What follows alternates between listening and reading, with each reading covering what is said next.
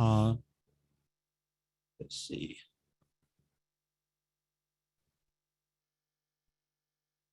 Okay, hello everyone. Thank you so much for joining us today for the AIAA Los Angeles Las Vegas section.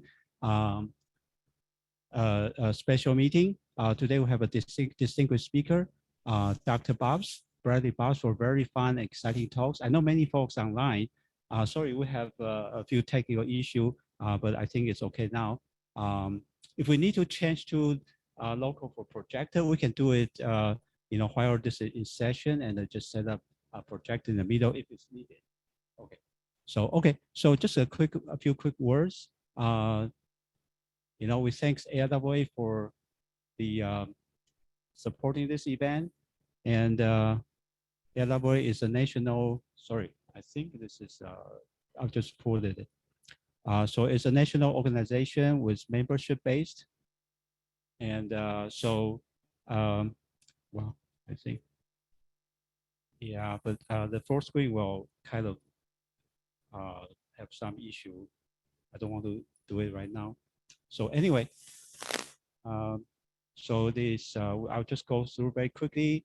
We have different level of membership, so you are welcome to take a look. And I'm going to jump to the introduction. Just stay in touch with us. Send me any contact for interest in your membership, because we're kind of behind schedule. So today we're honored to have Dr. Bradley Bobs, as a distinguished speaker for today. He has a long career doing research in laser and electro-optics, and in this LA area, and he's been a adjunct professor of physics at Moon Park College and Cal Lutheran University. And he's living in Redondo Beach area, but he has way much more thing he can tell us today. So let's welcome Dr. Bobs. Thank you.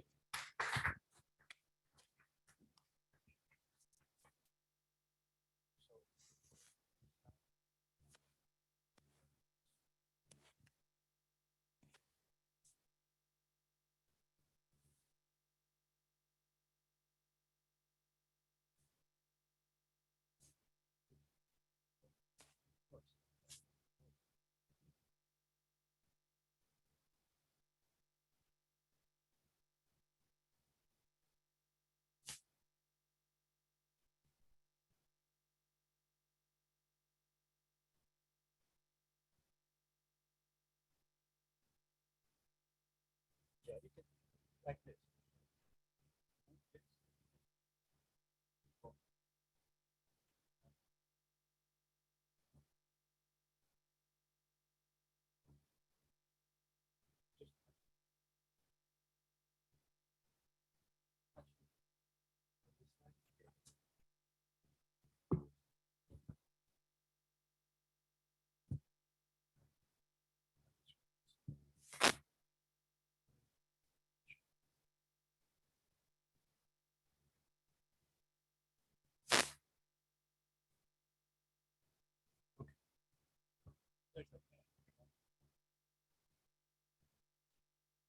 Your pointer?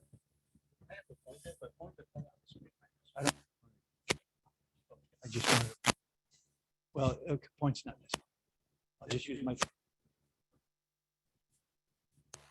Okay. I guess the first question is whether I need to hold this microphone. If I talk loudly, can people online hear me all right? Without the mic? No? Okay, so I need to hold the mic here? Okay. Not used to working with a mic. Usually I'm. Okay, so I'll be talking about the philosophical mysteries of quantum physics. And you're welcome to ask questions or make comments during the talk, as long as you can keep them brief. Then that's okay. Which way?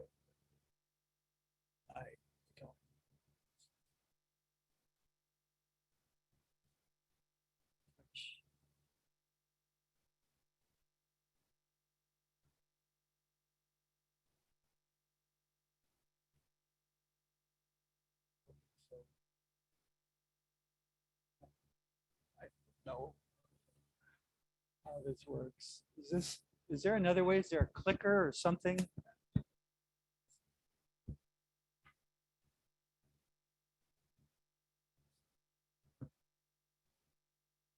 I've never used this kind of system before. I'm sorry, we didn't practice or anything.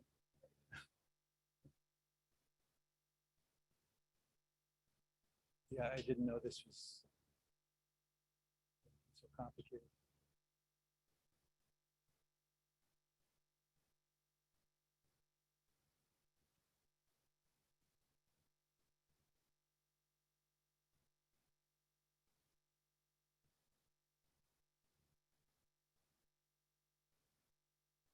Oh, there. I don't know if the light will work, but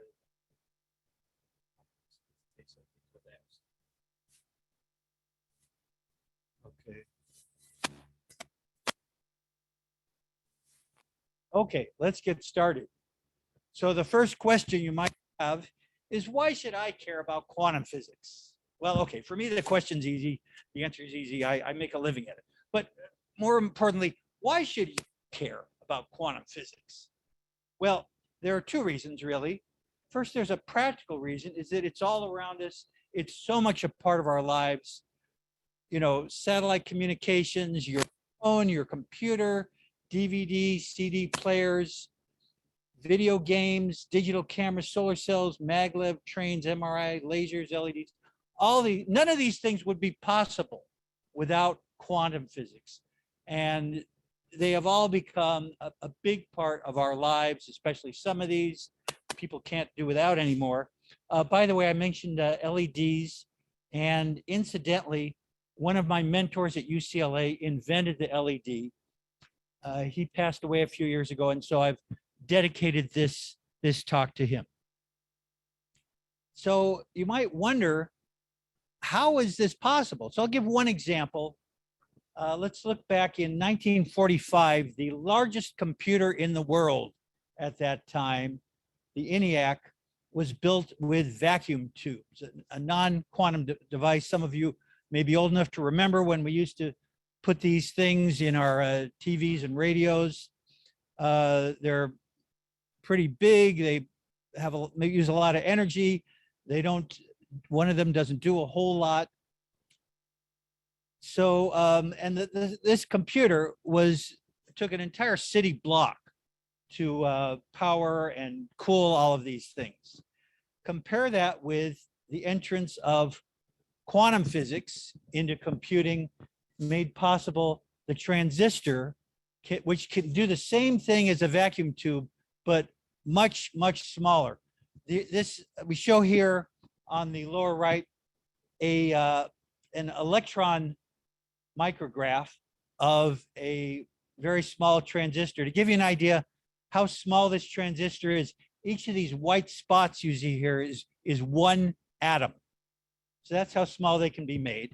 So in fact, something like your cell phone might have 2 billion or more of these transistors inside this small device, which means that in your pocket, you've got something that's got about 100,000 times more computing power than the largest computer in the world back in 1945. That's what quantum physics has made possible.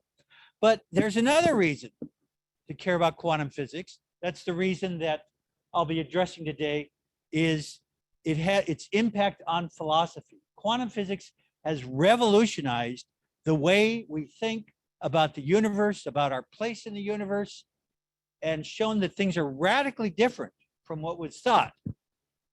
Now you're probably saying to yourself, oh, come on, he's exaggerating. You know, he likes to think that physics is much more important than it is. So you don't have to take my word for it. Let's look at what some other great physicists have said about the impact, the philosophical impact of quantum physics. You may have heard of this guy. If quantum physics is correct, it signifies the end of physics as a science. How's that for revolutionary impact? Not only is the universe stranger than we think, it is stranger than we can think. Everything we call real is made of things that cannot be regarded as real. Quantum physics is magic. There we go. How's that coming from? You may not have heard of Daniel Greenberger, but if I quote someone, he's a renowned, respected physicist, whether you've heard of him or not. And finally, quantum physics makes absolutely no sense. So it sounds like they're talking about some kind of weird speculative science, you know, something that is, you know, really not supported, you know, something like pyramid power, anti-gravity or something. Now, I'm not saying that none of these things are true. Some of them might be. After all science is now proven. At some point, it was speculative before it was proven. But I'm not going to be talking about any speculative science in this talk, except for the fact that the mysteries presented in this talk, it opens the door to show that any speculative science could be real, no matter how ridiculous or absurd it sounds, because quantum physics has shown us that something can be totally absurd and ridiculous and yet be proven to be absolutely, undoubtedly true. So all these physicists, they're talking about proven science. This is science that every physicist in the world accepts in every university and textbook. The theories have been examined over and over. No one can disprove them. The experiments have been done over and over and over. Always the same results. They always agree with the theory. So there's no doubt that quantum physics is true. And the final test is it's used to create things that actually work. All those examples I gave before. You know, if I put a pyramid on my head and I say it's giving me energy or something, you might doubt whether that's actually working. But if I tell you that your cell phone works, well, maybe not yours, but everybody else's cell phone works, the proof is there that quantum physics works. And again, that's the only science I'll be talking about in this talk is proven science. So other physics lectures can tell you, they talk about all kinds of wild, far-fetched, crazy-sounding ideas about speculative science, but I'm going to talk about wild, far-fetched, crazy-sounding ideas that are proven, globally accepted science. And yet, even though it's proven, there's no doubt that it's true, there's a great deal of controversy over it. It sounds like I just contradicted myself, but let me explain. Everyone agrees that the physics and the math of quantum physics is true. But when we think about what it means, how do you interpret it? What's the metaphysics? What's the philosophy or the mythology behind it? There we get a lot of disagreement, and not just people in general, but among physicists. So I'll be presenting various views. All the views that I'll be presenting, no matter how crazy they sound, are taken by renowned, respected physicists who disagree with each other. There's still a raging controversy. Even though many of them sound personally questionable to me, I'll try to stay objective and make it clear when I'm expressing my own opinions until we get to the bonus track. And just for the sake of keeping things simple, I'll take some liberties. Not everything I'll say is exactly true, but our motto, close enough for layhumans. So we start with the idea that science impacts philosophy. This is not a new idea with quantum physics. It goes way back. I'll give you many examples. You're probably aware that in ancient times, people believed that the Earth was the center of the universe. Everything else, including the sun and the stars, all revolved around the Earth. And this is not just a scientific theory. It has philosophical implications. What is it saying? We're so important. Everything revolves around us. We're at the center of everything.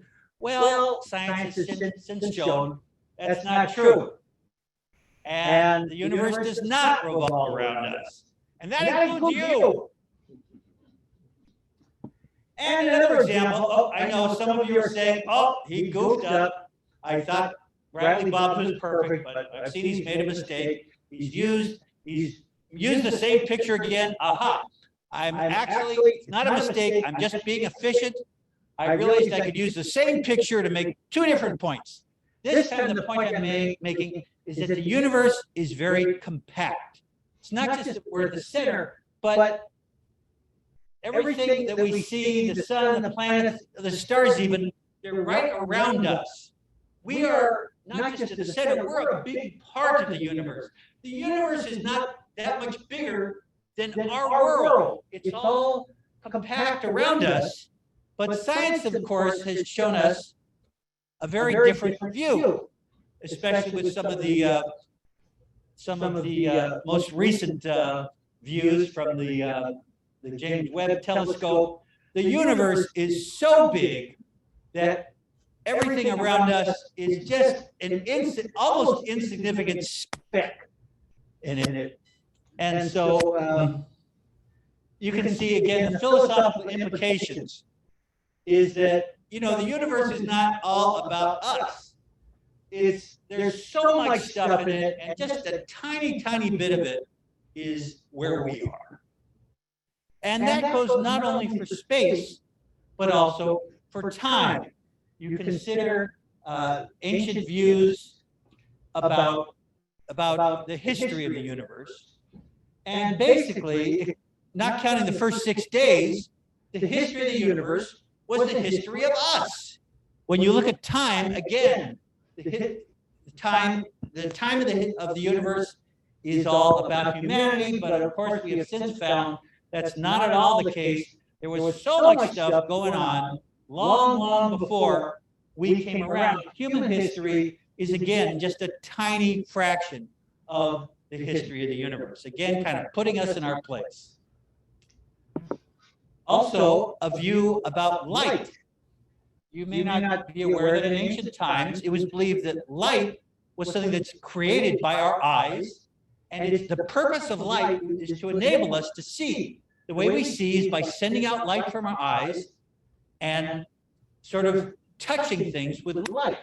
And that may sound like a very weird idea now, but kind of what they had in mind is that if I see something and I want to touch it, I reach out my hand to touch it. Same idea with how I see something. My eye reaches out with light to touch it with light.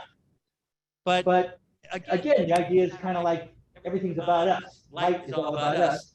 But now we know the light does not come from us. It comes from other things, mostly the sun. And it's not about light exists for helping us to see. The light goes all over the place, and some tiny fraction of it just happens to land in our eyes. Our eyes just kind of get in the way. A little bit of the light goes to our eye, and that's how we see things. So again, light exists independent of us and not just for us. Another idea is, ancient idea, is that if something was solid, it was really solid. It is the way it looks. You know, you can, it just seems like there's no space in there. But of course, now we know that things look very different from that. What looks solid is actually a bunch of atoms and molecules with lots and lots of space in between. And then, to go further, if you look at one of those atoms, you find that the atom is almost entirely empty space. Just tiny little specks in there, and just vast, vast amounts of nothing. So what we see, our world looks solid. It's actually, there's almost nothing there. Almost all of it is just emptiness, including ourselves. Oh, look how I took a scientific idea, made it really deep and philosophical, huh? Of course, some people are more empty than others. Another idea, in ancient times, they thought that to affect something, you had to make physical contact, either directly with your hand, indirectly with a stick, or maybe even with air. You could blow on something, and that was, again, making physical contact, pushing the air against it, unless you were outside of science, if you had special supernatural powers, that would be the only way that you could affect something without actually contacting it. But today we know about something called action at a distance. I bring this up because it's going to be an important point later on, talking about action at a distance, affecting something without touching it. And of course, now we know common examples: magnetism, magnets don't have to touch, and gravity. The Earth can pull the moon around it, even though it's certainly not touching it. So you don't have to touch to have impact. This is something actually quite common in nature. You don't have to be a witch or sorcerer to do that. And our last example is that the universe is absolute, and things are the same no matter how anyone else is looking at it. But it was shown, and this was pretty much concurrent with quantum physics, that a lot of things are really relative. The theory of relativity says that things aren't constant. What's time and space look different to different observers. And so this is, philosophically, this is kind of going back in the other direction, that things don't exist, independent, absolutely independent of us, but they're relative to us observers. So somehow we become important again in the way that science works. So to make this interactive, here's an exercise. Try to think of something you used to believe was true, but science then proved it was false. Maybe something meaningful in your life. And how did you react to that? Any volunteers with a brief answer, either in person or online? For that? Yes.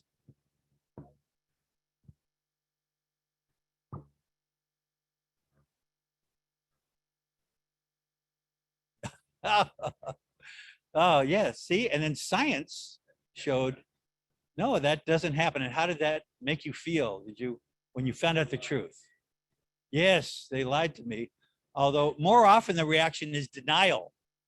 Okay, a lot of these ideas, ancient ideas that I presented, when science would show different ideas, people would not want to accept it. They'd stick to the old ideas. Galileo learned that the hard way. Okay, well, this could be a homework exercise you can think about.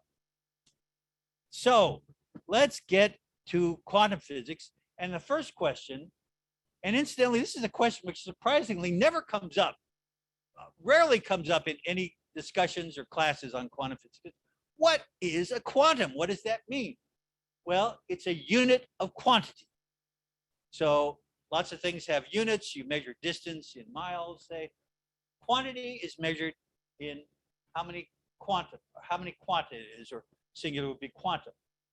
And it's the smallest unit of quantity. Okay, so that means that the only way to have a quantity less than one quantum is to have nothing. So it's the smallest possible quantity of something. That's the quantum.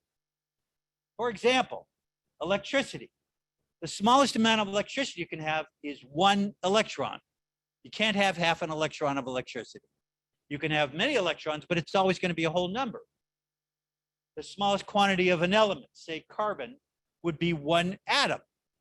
You can't have less than 1 atom of carbon unless you have no carbon.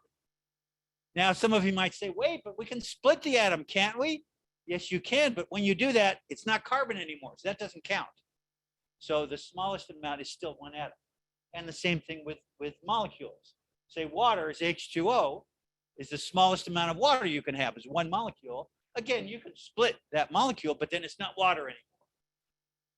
So everything that's quantized means that it has to exist in a whole number of quanta. The smallest amount you could have is 1 quantum. So I thought about this, and I thought, well, let's carry this to ridiculous extremes, this idea, and ask, what is a quantum of human population? Because population, again, it has to be a whole number. The smallest population you can have is 1 person, and the only thing smaller is nobody. You can't have like 2.5 men. That doesn't make sense.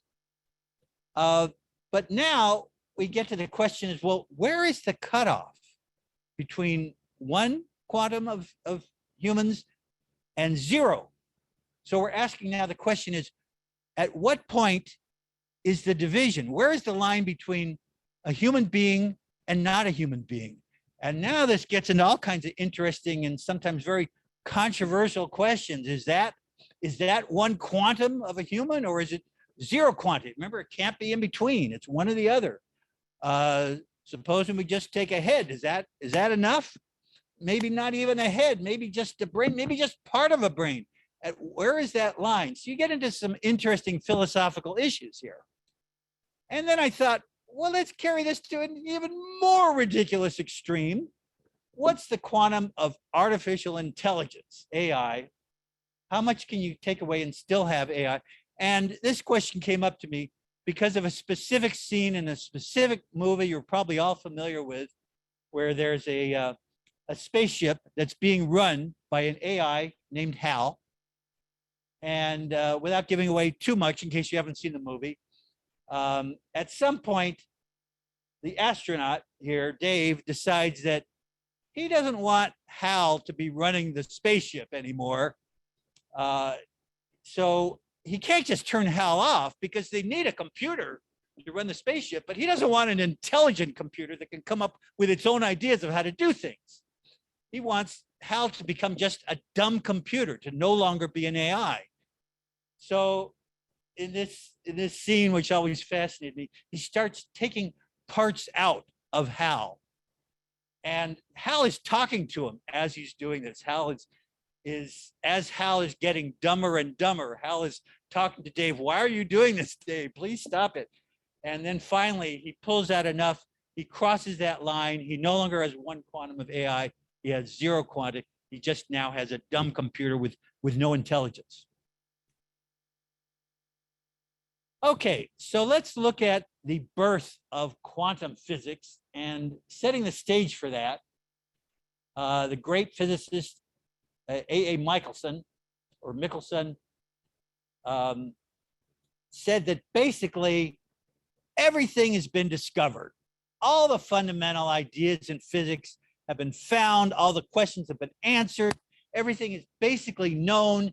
It's highly unlikely that anything really new is going to be discovered. And the future of physics is down to looking in the sixth place of decimals. What does he mean by the sixth place? Well, for example, let's say, they had measured the speed of light to be this, and it measure in the sixth place means that instead of a zero there, we can replace that with a number. Whoopee. So he's saying physics is going to become trivial because there's nothing new under the sun. Well, as you'll see, boy, was he wrong. Shortly after he said this, like within a year, came the birth of quantum physics, also called quantum theory, also most commonly called quantum mechanics, although I don't care for that name because when I tell people I study quantum mechanics, they think I know how to fix their car or something, But quantum physics originally was not about any of the quanta that I've talked about so far. It was about light. And it came because of a problem. Physicists were trying to come up with a theory to explain the colors from what they called a hot black body. Well, what is a hot black body? It's not what you might think. It's over on the right here, we have an example. This is cast iron coming out of a furnace. Now, when the cast iron's cold, it's black. So that's its actual color in the sense that, the kind of light it reflects. But when you heat it up, you no longer see the light it's reflecting. It's glowing. It's creating its own light. And so now it looks orange. So physicists tried to come up with a theory. How do we explain the color depending on what temperature it is? And they came up with theories, and the theories were completely wrong. It was a catastrophe, in the words of Jimmy Durante. Their theories were not just slightly wrong, they were completely wrong. And not only was this frustrating, but very humbling because, physicists like Michelson have been claiming that, physics has explained everything. And now they're faced with total failure of physics to explain something. What the theories all predicted was huge amounts of ultraviolet radiation and the experiments showed there was almost none. So they dramatically called this failure the ultraviolet catastrophe, because what could be more catastrophic than a physicist being wrong? And then along came Max Planck. I love this picture of Max. He's in front of a blackboard. You can see equations and diagrams. And if you look closely, you see faintly a halo around the head of Saint Max, who came to save physics from the ultraviolet catastrophe. And he did it with this idea: there is a least thing that can happen. So he said, not anything can happen. There's like a minimum that can happen. And if minimum doesn't happen, the only thing that's less is for nothing to happen. So you can see how this ties in with the idea of the quantum. And what he was talking about is now known as a quantum leap.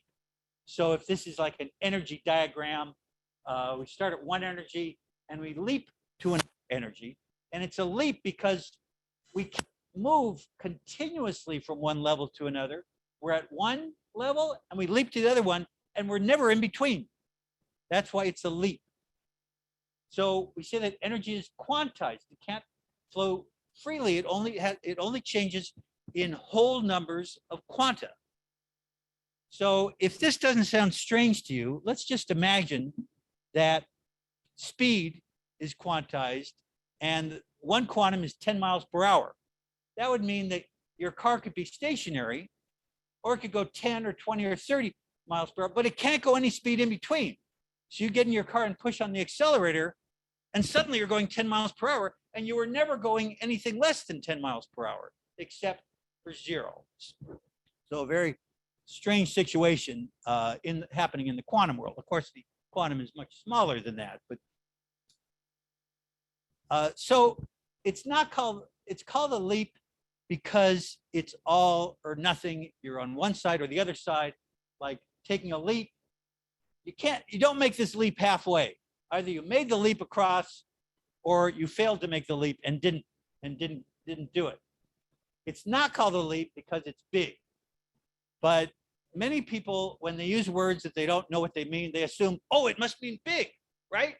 I heard the word quantum and that sounds cool, and quantum must be big. So when in fact, in almost all cases, a quantum is something that's very, very tiny. It's so small that it couldn't be smaller without being nothing. Well, those of you who know me at all know that how much this kind of thing bugs me, misusing words like this. And it turns out there's an engineering journal that has a monthly column called Technically Speaking, where people like myself who are bugged by this can complain about the misuse of technical language. So I wrote an article for this, which was published about the misuse of the term quantum leap. And I told about a particular thing that inspired me to write this article was a TV commercial in which some company is talking about how very advanced they are, how much progress they're making in advancing technology by saying, we're taking a quantum leap into the future. And I thought, they're taking a quantum leap. That means what they're saying is the amount of progress that they're making is so tiny, so minuscule, so almost imperceptible that the only way they could make less progress would be to make no progress at all. So when have you taken a quantum leap? We're thinking now of things outside of science, maybe figurative.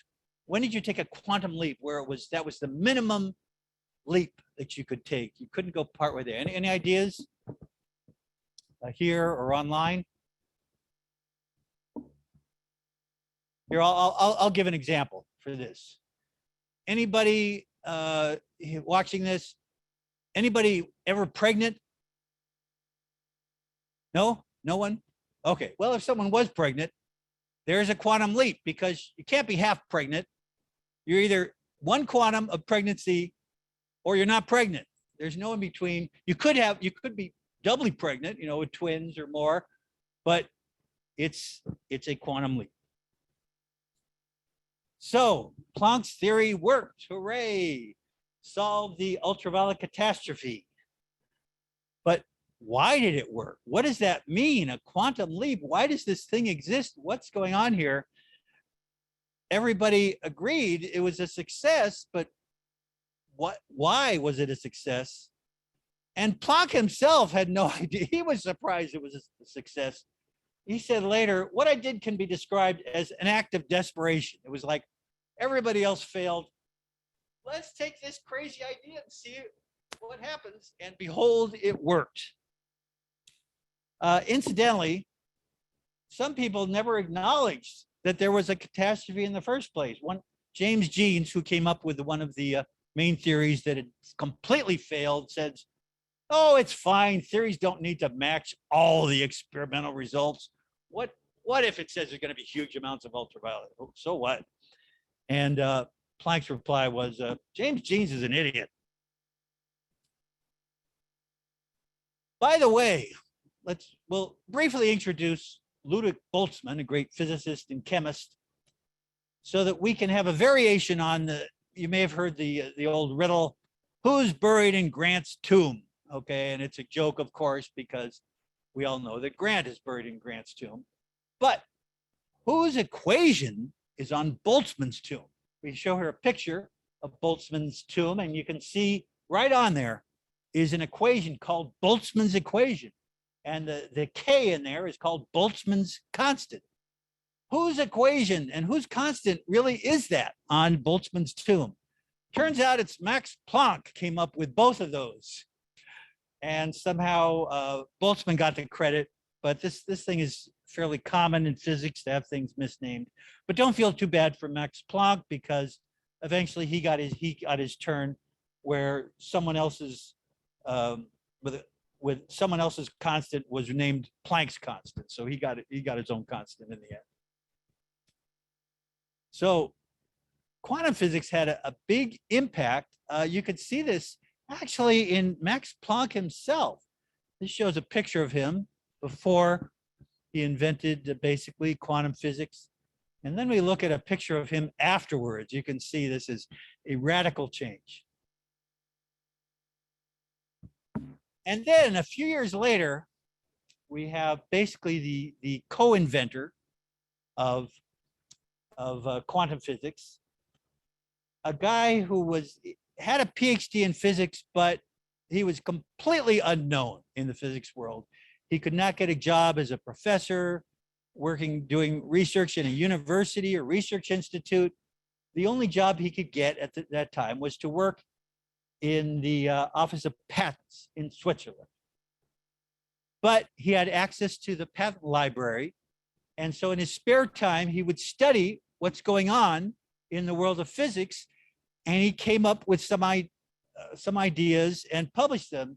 And in 1 year, this total unknown in physics, came up with 3 of the most important papers in the entire history of physics. Theory of Brownian motion, I'll go into shortly.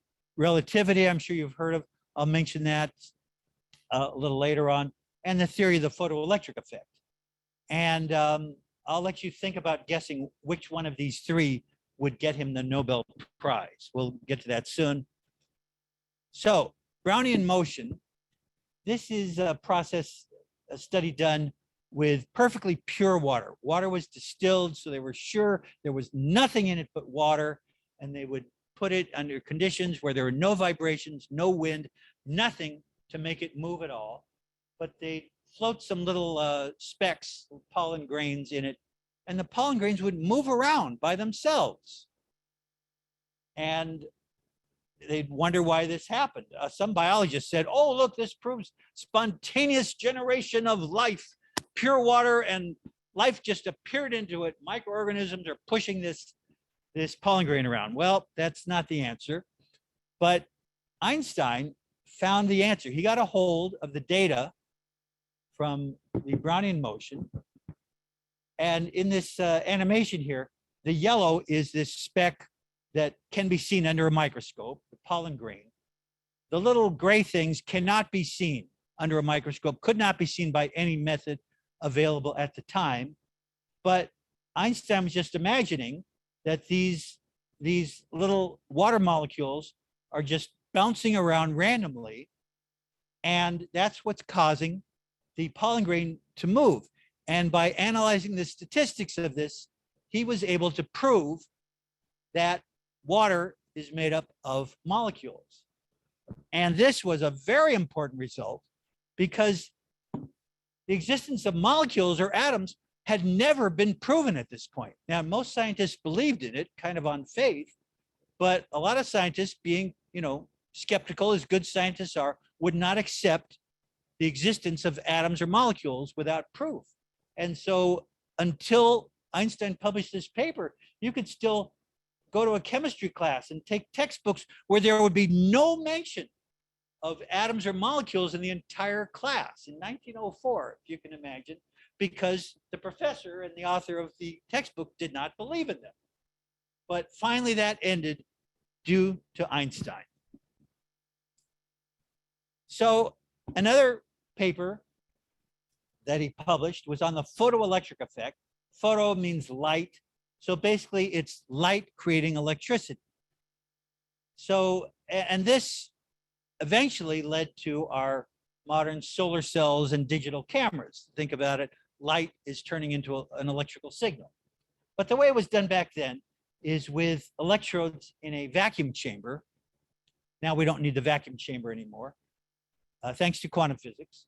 But in a vacuum chamber, they would shine light of different types onto one electrode, and that would cause electrons were known at that time, electrons would come off and create a current. And so they did experiments where they would vary the intensity of the light, and they'd vary the color of the light, and they'd measure the current. And wouldn't you know, the theories for that completely failed.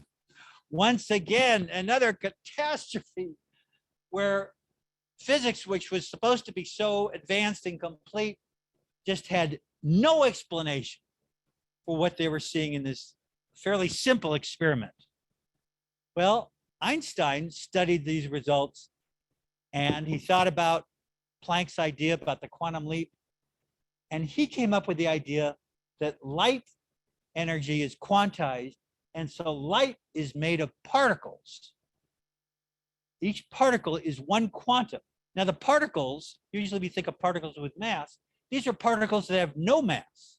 So even light can be a particle, even though it's not mass. Later they were named photons. I'll be talking a lot about photons. And his theory is that one photon, one quantum of light, knocks out one quantum of electricity from the metal. And this simple theory worked perfectly, whereas everyone else had completely failed. So in fact, this is the reason he got the Nobel Prize. It took 16 years for people to realize the importance, but basically this launched quantum physics. So Max Planck, when he heard about Einstein's theory, must have thought, oh, great, he's finally explained, he's proven Planck's theory about quantum leaps and all.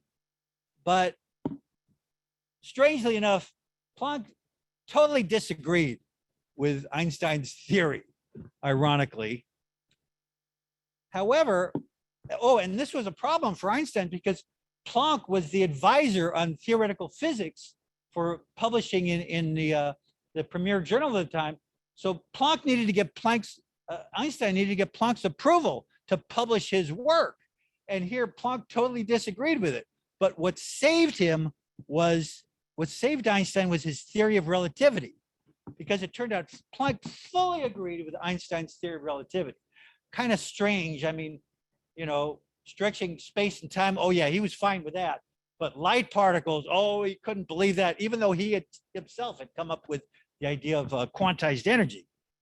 But anyway, because of relativity, Planck had faith in Einstein, and so he approved all of his papers, even the ones that he totally disagreed with. And that's why, we have quantum physics today. So quantum physics has explained all kinds of things which were totally unexplainable before its invention. I already mentioned the hot black body radiation, the photoelectric effect, a lot of other things came afterwards. It explained, why are atoms stable? Why don't atoms just collapse? You know, what is keeping them existing? Why do we get spectral lines? You may know about spectral lines seen from the sun or stars, say. Why are things colors? What determines what colors things are? This could not be explained until quantum physics. And what holds things together? What are the chemical bonds? And how does it determine how strong things are? All these things could not be explained before quantum physics. And why do things change from solid to liquid to gas? How does magnetism work? And even the extraordinary reliability of genetic inheritance. I had to go to my son. My son has a PhD in genomics. He had to explain this to me, and I still didn't understand it. But we'll have to take my word for it that he said this is okay. So Einstein solved the problem. Light is made of particles. There's no problem anymore, right?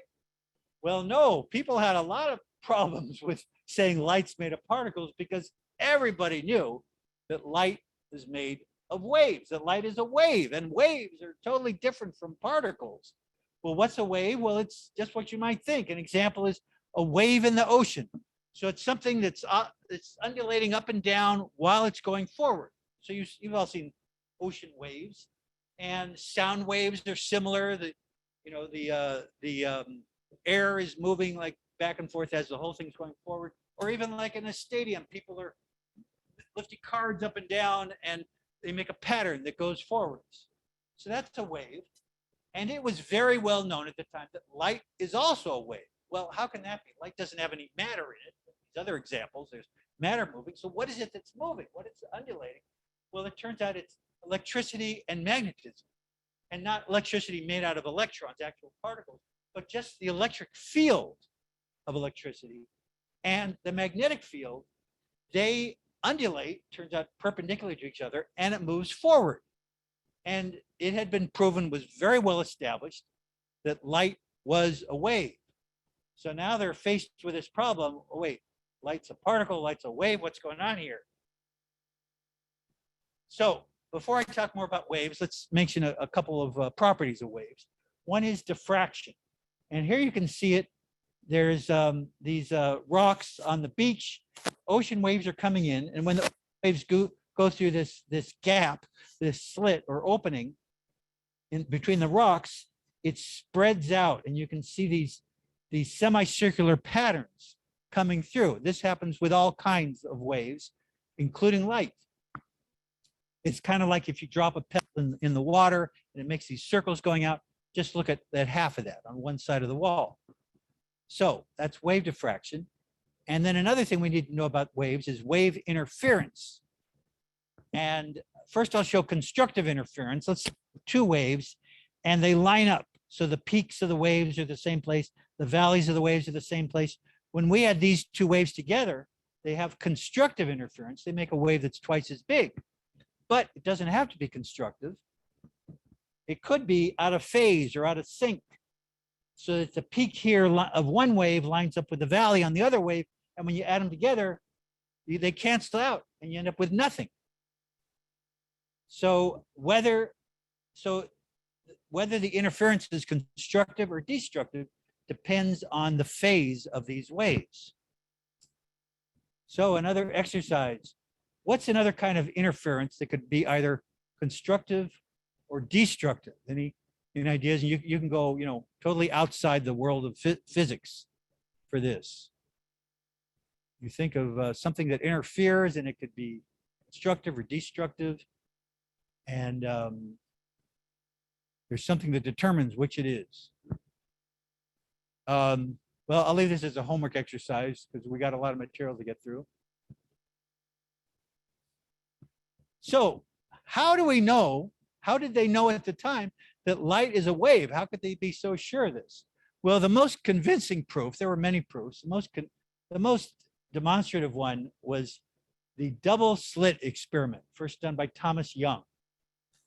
So here we show the double slit experiment done with water waves. What we're seeing here is a photograph from above there's a transparent tray of water. There's a wave machine over to the left, creating these straight waves. Then there's some walls. There's a wall here with two slits in it where the waves can go through. And you get one wave going through here. It diffracts and makes this semicircular pattern. You have the wave also goes through this slit and makes another semicircular pattern over here. And these two patterns now interfere with each other. And sometimes the interference is constructive and it ends up giving a very strong wave. And other places it's destructive. And you can see here places where you get a very weak wave where it cancels out. And you can write equations for this. And this is, really proof that we're dealing with waves. It defines the wave equations. Well, it turns out you can do basically the exact same thing with light waves. The slits are much smaller here, but we can have light coming from one side. It creates these two patterns, creates alternating constructive and destructive interference. We observe a pattern, and that pattern obeys the exact same equations as for water or any other kind of wave. So there's no doubt that water is a wave. So we have, okay, and let's see, how do I show? There we go. Okay, so here's an animation I found on YouTube where we have a wave coming in, and it goes, most of it's blocked, but some of it gets through each of the two slits. The two slits show interference, and they give you a pattern on the far wall. They're pattern alternating strong and weak lines. So that's an indication of a wave. By the way, Thomas Young, who came up with this, was a rather amazing guy. By the time he was age 6, he had learned Latin and read the entire Bible twice. By the time he was a teenager, he was fluent in 13 languages, some of which I never heard of before. He was the first one to come up with the Rgb theory of the eye. You all know how you have cones in 3 different colors, and this is how we see color. And of course, it's used in all kinds of digital images, the Rgb standard. He was also the first one to translate Egyptian hieroglyphics. And he came up with this critical experiment proving that light is a wave. So what a guy, huh? Okay, so let's take, to see the dichotomy here, let's take the example of the double slit experiment and imagine to do this at a quantum level. So now normally when we see light, it's zillions of photons, okay? A photon is a very tiny amount of light. We can't even see one of them, okay? If you sit in the complete total darkness for half an hour, your eyes get completely dark adjusted, you still can't see one photon.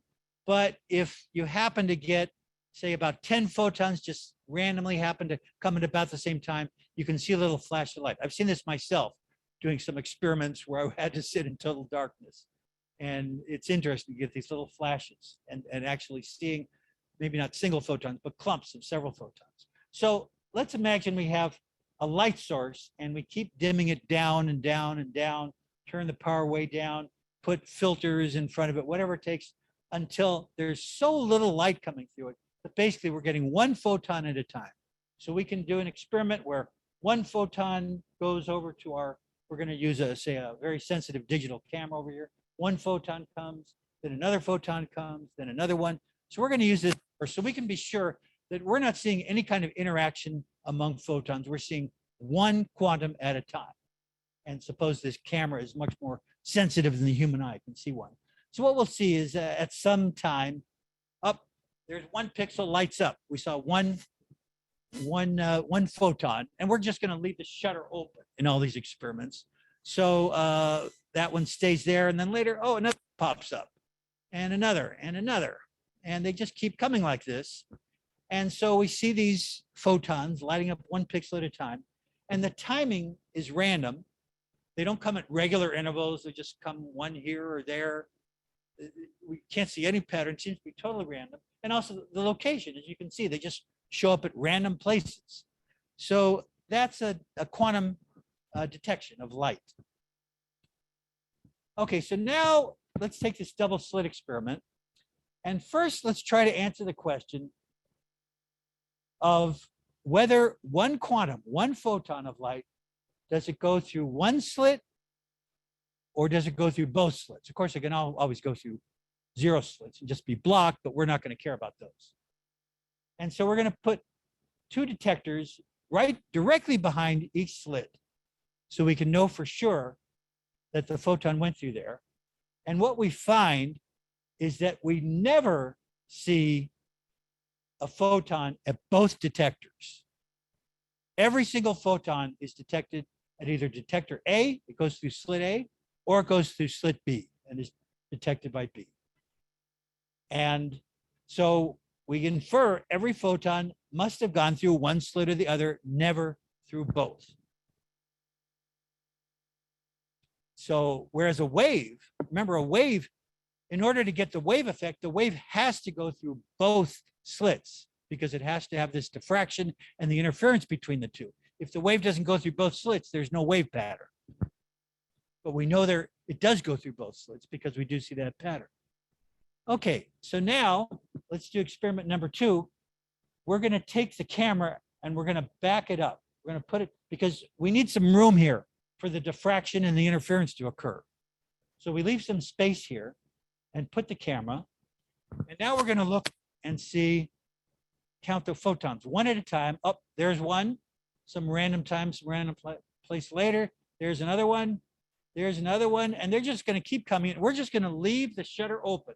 So they just keep accumulating. We get more and more and more and just, go for however many hours or days it takes until we get so many that it builds up like this. Okay, gradually we get more and more of these specks and eventually we see the pattern, and it's the wave interference pattern that comes from a wave. So from experiment number 1, we know that each one of the photons making up that pattern went through only one of the slits, and yet somehow we ended up with a pattern that can only be formed by a wave going through both of the slits. And so this is a great mystery of quantum physics. And let's see, start this one. So now we show there's something coming to the 2 waves, the quantum view of it, and something goes through each of the slits maybe, but it ends up just at one spot. There's one spot there. We're not sure what happened before that. And then we repeat this and we get another spot. We get one photon at a time.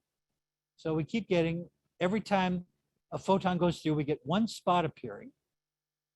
And we just repeat this over and over again and leave it. And eventually it builds up to give this wave pattern when we get a large number of photons going through, even though it was only one photon at a time. So very confusing. Light's a wave, light's a particle. I mean, a wave is spread out. It has to go through both slits to give us this pattern.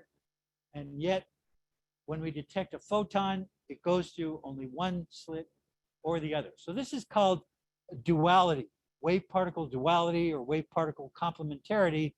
Sometimes light acts like a wave, and sometimes it acts like a particle, which means that what it really is, well, we don't know. We don't even know what to call it. Some people call it a wavicle. We can call things whatever we want, but what are they really is maybe something that we don't know how to describe. So this concept of duality or complementarity also comes up in art. You've probably seen some of these images. If you look at it one way, this is the beak of a bird. If you look at it another way, these are the ears of a rabbit, and all kinds of other possibilities where we have the concept of duality, just like in quantum physics. Here's an example of some duality art where we take this picture, and you probably know who that is, but let's take that same picture and just move it further away, the exact same picture, and I'm going to simulate moving it away. just by making it smaller, not changing it in any other way. And when you do that, it looks like a totally different person. It's very, very clever how they did this. And I swear to you, these are the exact same image. They're only changed in size. So this duality comes down to the question of who is your best friend? Is it quantum physics or are diamonds a girl's best friend? So the idea of duality has been applied to other things like political philosophy. Max Born, we'll hear more about him later, applied this idea that the two mutually exclusive things like waves and particles could be united in a single thing. And he applied it to political philosophy. He describes here the complementarity of capitalism and communism. Frankly, it sounds like a lot of BS to me, but still he's showing the idea that the philosophical concepts of quantum physics could apply to all kinds of subjects. And here, we'll show one more thing and then we'll take an intermission before we continue because this is going on a long time. Now, you might wonder, you might not have heard of Max Born, but he is famous. I assure you he's famous. He is so famous. Do you know how famous he is? He's so famous. Anybody? How famous is he? People don't watch Johnny Carson, I guess. He is so famous that he got his own Google Doodle, okay? How famous do you have to be to get your own Google Doodle? And the Google Doodle shows Max, when he was alive, busy at work in his office. He did mostly theoretical physics. But there's something missing from this picture, because if you had gone into Max Born's office, you surely would have noticed, as everyone did, that he's got a huge portrait of, wait, is that Olivia Newton-John getting physical with physics? Well, he must be a very big fan. And if you asked him, he would assure you, oh yes, he is definitely a big fan because he's very proud of his granddaughter. With that, why don't we take a 10-minute intermission and we'll come back for the completion of part 1. Okay, thank you.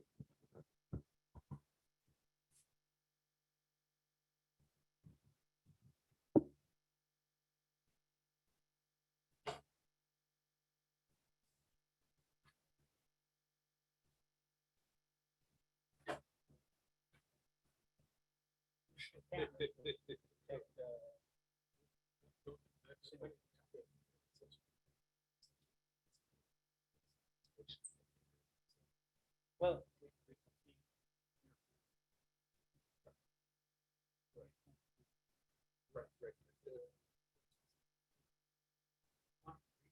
every that's oh, that's too advanced.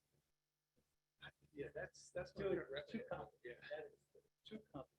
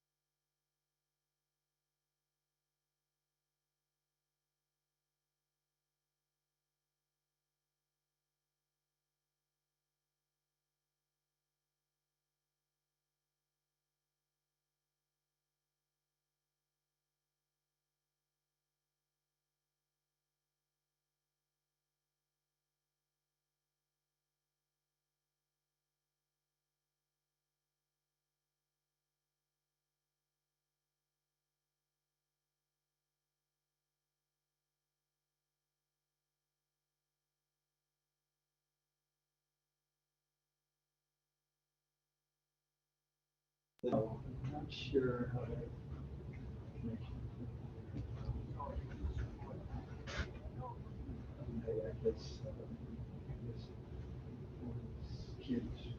Kids moved to Australia or something. Because there's also this physics also helped build building cities and then also building cars Well, there's all kinds of electronics. Yeah. There's all, yeah, any kind of electronics. they took These days, there's a lot. they took the physics and the math. They took the physics and the math and they used that to help to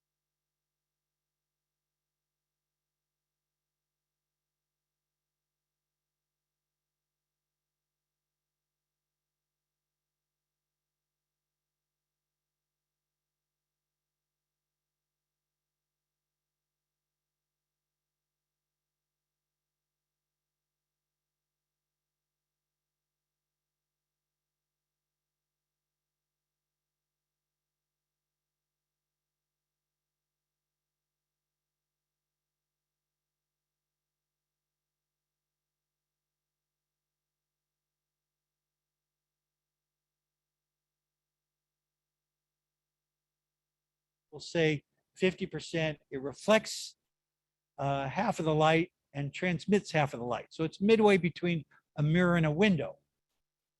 So, and in diagrams, it would be shown just as BS, but believe me, this is not just BS. So for the, in the wave picture, we just say that 50% of the light energy goes either way. But in the quantum picture, we know that a photon cannot be split and go both ways. So what it's saying, at least in my opinion, and many other physicists, is that 50% of the photons go through it and 50% are reflected by it on average. So that's at least one way to interpret it. So John Archibald Wheeler came up with a variation on the two-slit experiment. We have again our light source, which is putting out single photons. We'll say one photon at a time again. And the photon can take either of two paths, just like the double slits. Excuse me. But instead of slits, we're going to have two mirrors. So it could reflect off one mirror, mirror A, or mirror B. And then the two beams reflect and then they cross here at one point.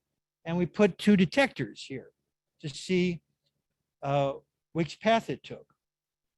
Well, we can optionally put a beam splitter right at this intersection. So now the beam splitter means that the light going this, way might go through, or it might reflect and go that way. And the same for the light coming the other way. So it becomes somewhat ambiguous when we put the beam splitter in. And we can leave it up to us. This can be our choice whether or not we're going to put the beam splitter in. So if we put the beam splitter in, we get a wave pattern, because now we get interference between two parts of the wave because of that beam splitter, showing that the light acts like a wave. But if we take the beam splitter out, then there's no interference there. And so the light acts like single photons. It either reflects off one mirror or the other mirror. So now it's our choice. We can control, by putting in or taking out this beam splitter, whether light is going to act like a wave or a particle.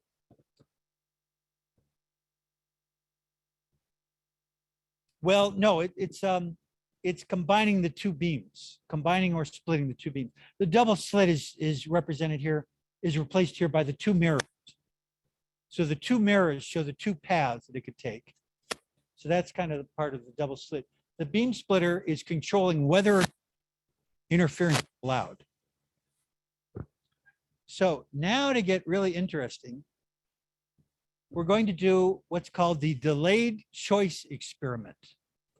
So remember, we get to decide whether we're going to put the beam splitter in and see waves, or take the beam splitter out and see photons. And what we're going to do is we're going to wait a long enough time until, so the light can reflect off one or both of these mirrors.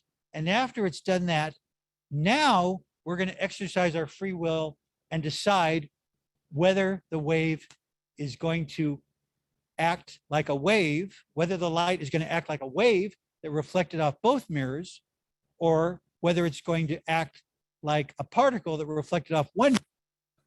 But this is weird, because reflecting off the mirror, it already happened. We're going to make this choice after it's already occurred. So this gets really confusing, because now we're deciding whether light was acting like a wave or a particle in the past, after it's already happened. So there's something really bizarre about this delayed choice. Well, if we do this experiment on a table, we're delaying our choice by nanoseconds. So it's barely measurable. A nanosecond is what is that, a billionth of a second, okay? So it's hard to tell what happened. So let's do this on a larger scale. Let's look at light from the sun. Okay, well now we can change the light by minutes. Okay, so this is now starting to get interesting, that we can change what happened minutes ago. Okay, that's a strange enough idea, but let's carry this further. Let's look at light from another star, and now we can go back in years changing the past. Or how about a further star away? We can go back in time centuries. Or let's look at light from another galaxy, go back millions of years. Or let's look at light from distant quasars, the furthest things away that we can see. And we can actually change the past, according to this, what happened billions of years ago. This is getting really bizarre. Now, these experiments have been done. Even the one at the bottom, doing the delayed choice experiment, has been done with light from distant quasars, light which got reflected billions of years ago. How is this possible even to do that? Well, it's done by using something called Einstein's telescopes, because it's based on a gravity lens. This comes from Einstein's theory of general relativity, which says that that mass can curve space, which curves the path that light takes. So this diagram is now reversed. Now we have the source on the right side, and the detector is here on Earth on the left side. So imagine there's some quasar, which is billions of light years from Earth. So the light we're seeing from it was emitted billions of years ago, back, when the universe was young. And we can see these photons, and we'll consider a couple of possible paths for a photon to take.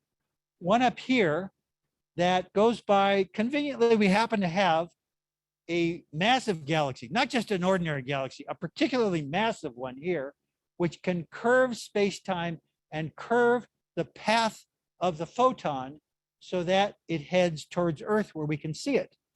And suppose there's another massive galaxy over here, which can curve a photon going this way, again, curve it so we could see it. And now we could get these two photons to cross here, to intersect. And now we could choose to put a beam splitter in there and see wave interference, or take the beam splitter out and not see the interference and see individual photons. So we can do this experiment where we are changing what light did, whether it acted as a wave or a particle billions of years ago. Well, obviously, this is a preposterous idea that we can change the past from billions of years ago. So instead, nobody believes that. Okay, instead we go with a less absurd explanation, is that this whole idea that light is going back and forth between being a wave and being a particle, and that whether it's a wave or a particle at a given time, depends on the measurement. We just have to throw that idea out, and somehow wave duality accounts for all this. So again, we come back to the idea that light can't be either a wave or a particle. It's something that is just inexplicable. We can call it whatever we want, but what it really is, we don't have a good description, at least not one that's universally accepted. By the way, John Archibald Wheeler, who came up with this idea of the delayed choice experiment, he was the first, along with Niels Bohr, to split an atom, nuclear fission. First ones to do that. He was also a mentor to Richard Feynman, you might have heard of. And he came up with the name black hole, which I'm sure you've all heard of. He didn't discover black holes, but he named them.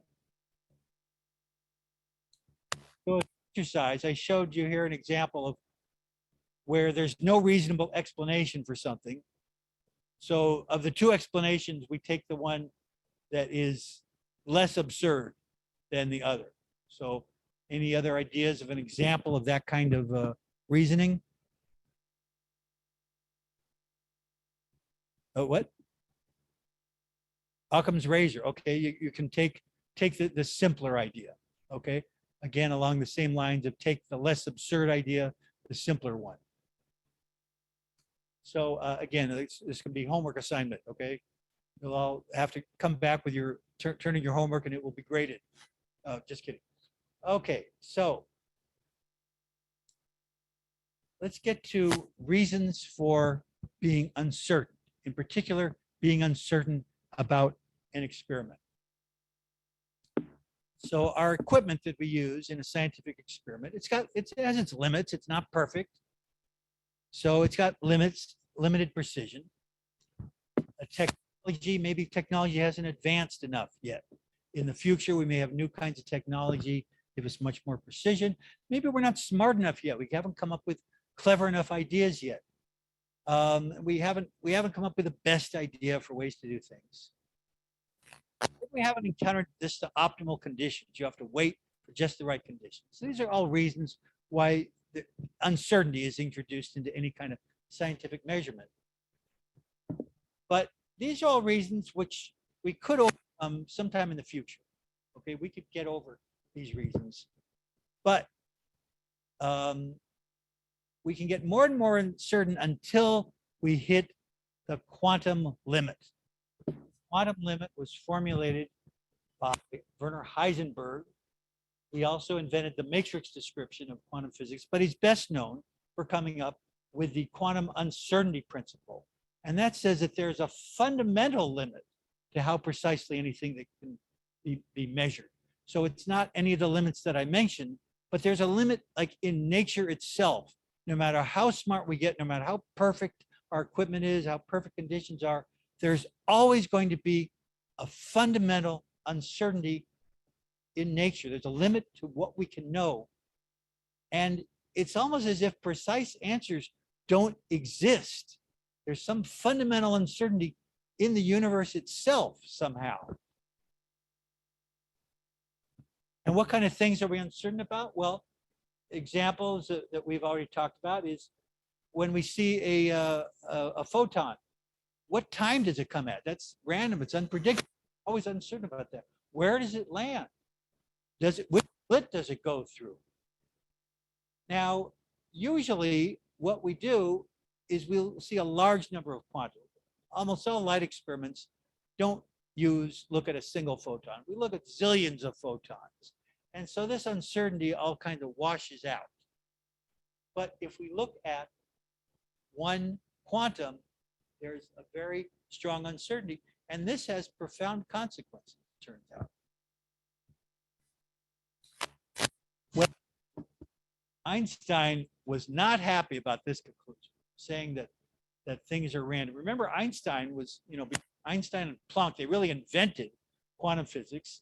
And now other physicists like Heisenberg were extending that and coming up with ideas that now things are random. And Einstein just made his famous quote. He just could not believe things are random. God does not throw dice. It's not really a religious statement, just a statement about the universe. The universe can't be random. There has to be a reason for things happening. So he protested this idea, and he would come to protest quantum physics many more times, as we'll see. Well, there was a great comeback to Einstein for saying this from Niels Bohr. Albert, stop telling God what to do. In other words, you don't have to like it. Except just our job as physicists is to find out what's happening. What is nature doing? Not to have predispositions about what it should be doing. But Einstein was never convinced. Niels Bohr, I mentioned. By the way, he invented the model of an atom of electron going about a nucleus, kind of like planets. Now, this Heisenberg uncertainty principle, despite the fact that it's got uncertainty in the name, and it's all about uncertainty, it's not at all a vague, uncertain, notion. It gives equations, very exact equations for calculating exactly this quantum uncertainty is, how much it is. Again, it only applies to the fundamental uncertainty in the universe. So we can always be more uncertain because of other factors that come in. But it applies forever. So it's saying that no matter how smart we become, no matter how far our technology advances, as far as we know, according to the current theories, which always work, we will never overcome this fundamental uncertainty. And every bit of evidence shows that Heisenberg's uncertainty principle is absolutely true and exact. Physicists are quite certain as to exactly how certain they are. So, what are the philosophical implications of this? Well, before quantum physics, the laws of physics were deterministic, or we call them mechanistic, given that hypothetically, if you knew exactly what was the state of the universe, if you knew exactly where every atom and every photon was and what direction it was going, you could just apply the equations of physics and predict exactly what's going to happen.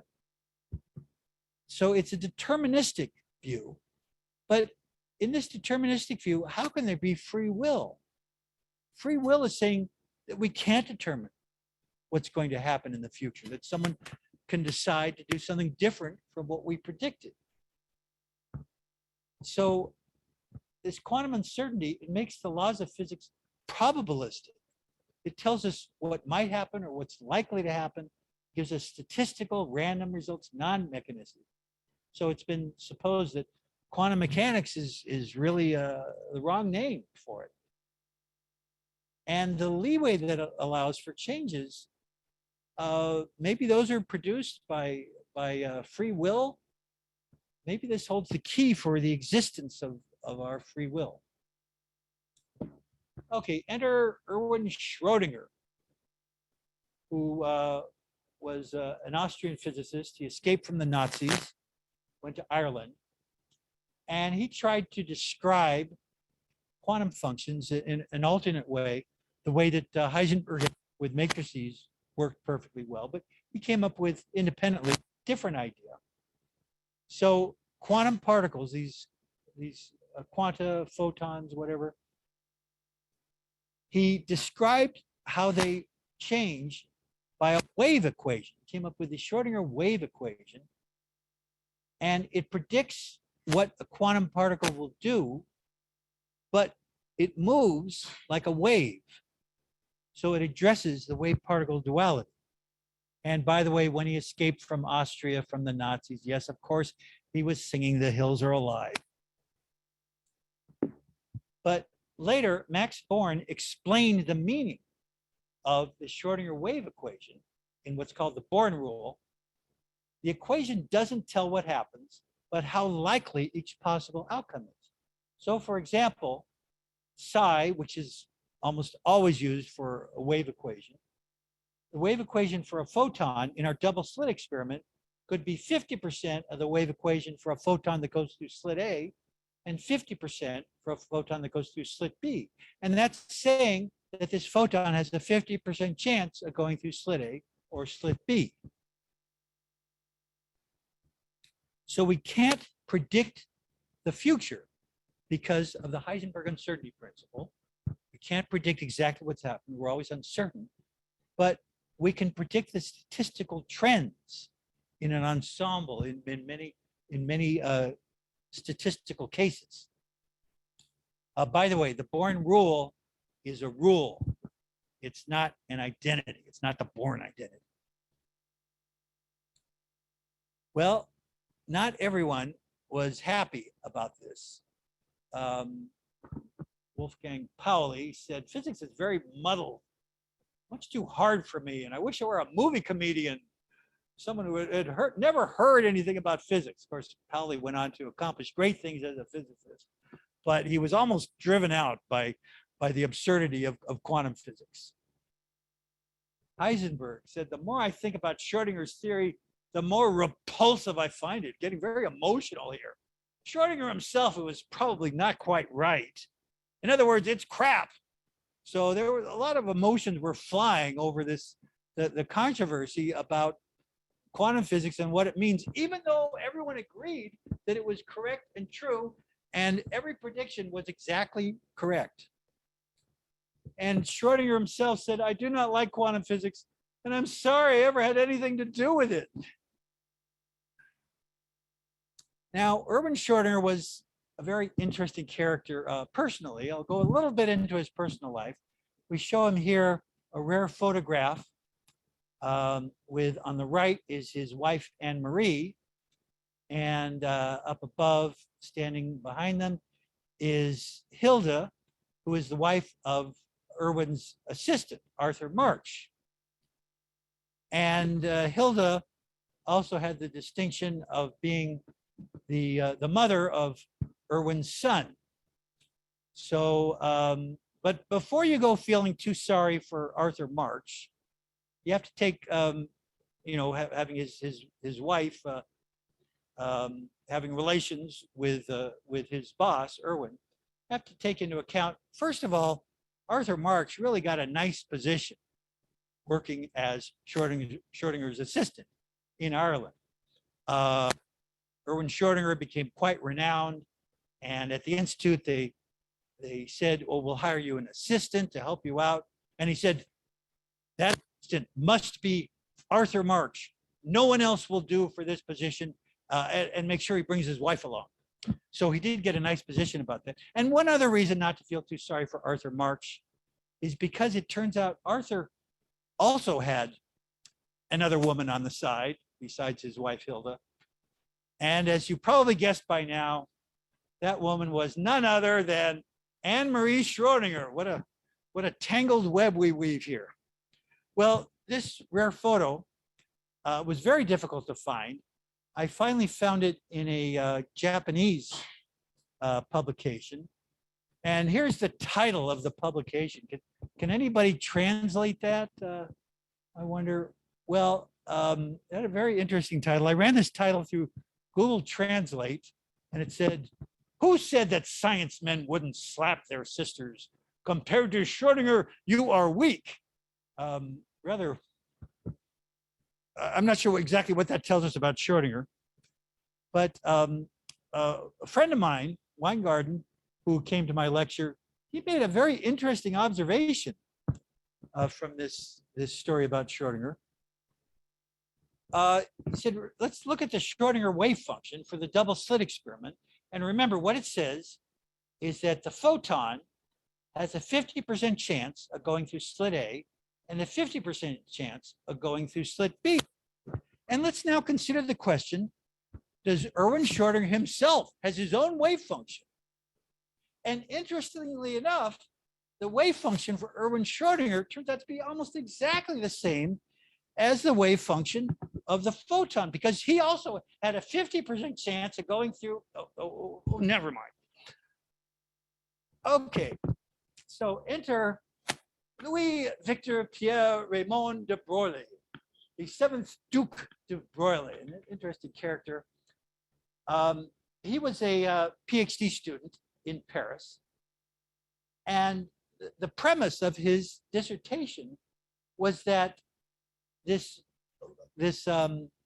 wave particle duality doesn't just apply to light, it also applies to matter. Matter also exhibits wave particle duality and this randomness, this probabilistic, all these quantum effects of matter. And all the professors on his dissertation committee, you know, they had to decide whether this was acceptable and whether he should graduate with his PhD. And they were looking at it and saying, you know, this is so crazy. Maybe it's true. What should we do? And one of them came up with a great idea. Let's ask Einstein. So they took his dissertation and they mailed a copy off to Einstein to ask him what he thought of it. So Einstein wrote back. He said, give him his degree. And his actual quote was a little more poetic. He has lifted a corner of the great veil. I love that word. But so they gave him his degree, and they were right to do so, because it turns out a few years later, the double slit experiment was performed with electrons, with actual matter, and sure enough, they got wave patterns. Amazing. So de Broglie got a Nobel Prize for this, for predicting that electrons are waves. And one of the people who did the experiment proving that electrons are waves, Sir George Thomson, he also got a Nobel Prize. Now, his father was the great Sir J.J. Thomson. He was very proud to see his son get a Nobel Prize, just like he had gotten a Nobel Prize 31 years before. And what's interesting is what did he get his prize for? He got it for proving that electrons are particles. J.J. Thomson discovered the electron, got a Nobel Prize for proving they're particles. And 31 years later, his son gets a Nobel Prize for proving that electrons are waves. So there you have it. Wave particle duality is right in the family. And so quantum physics doesn't just apply to light or things without matter. It also applies to matter, proving once again, quantum physics matters. So now we'll see the double slit experiment done with matter. First, we're going to start with showing with a paintball gun, showing classical physics. And with a paintball gun, we just see that, you know, some of the paintballs go through one slit or the other, and they make a pattern that shows two slits. No surprise there. But now let's go into the quantum world and replace the paintball gun with an electron gun and shoot electrons at it. And lo and behold, the electron acts like a wave, just like photons act like a wave. And even though we see individual electrons, after we shoot a huge number of them, they build up and they form the wave interference pattern. And here now we see it, a bird's eye view of this, and it turns out we get a probability distribution, which is showing the probability of an electron landing at a given point and showing that, yes, electrons are waves, and by basically implies that all matter is waves. We are waves even. So we've been talking about photons and electrons. Let's just do a quick comparison. Photons were previously thought to be waves, and quantum physics showed they were particles. Electrons were previously thought to be particles, and quantum physics showed them to be waves. Electrons are energy with no mass. Electrons have mass, or matter that do have mass. How much mass do they have? Well, remember that's given by E equals mc squared to do that conversion. Photons always go at the same speed in a vacuum, and whereas electrons can go at any speed less than that, and both of them follow the same quantum laws. So pick a team you want to root for. So since then, bigger particles, much bigger than electrons, have been shown also to show wave behavior. First, neutrons. Neutrons a lot bigger than an electron. And then buckyballs. These are carbon atoms arranged in the shape of a soccer ball or a geodesic dome. So they're named after Buckminster Fuller. And more recently, it's been done with molecules with a couple thousand atoms in them, some pretty big things.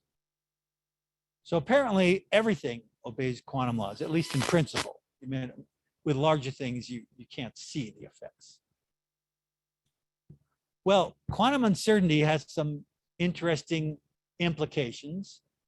Basically, it means that all the laws of physics are uncertain, that the laws of physics can be broken, in particular, if they're broken only for a very short time, so that the time is within the time uncertainty. It's kind of like the physics police. They will turn their back on violations of physics law, but only if it happens quickly enough. So even the fundamental laws of the universe have this quantum uncertainty built into them. So when did you get away with breaking the rules, but only because you did it quickly enough that it left their uncertainty? It left uncertainty whether it actually happened. It was so fast. Any examples that you want to share?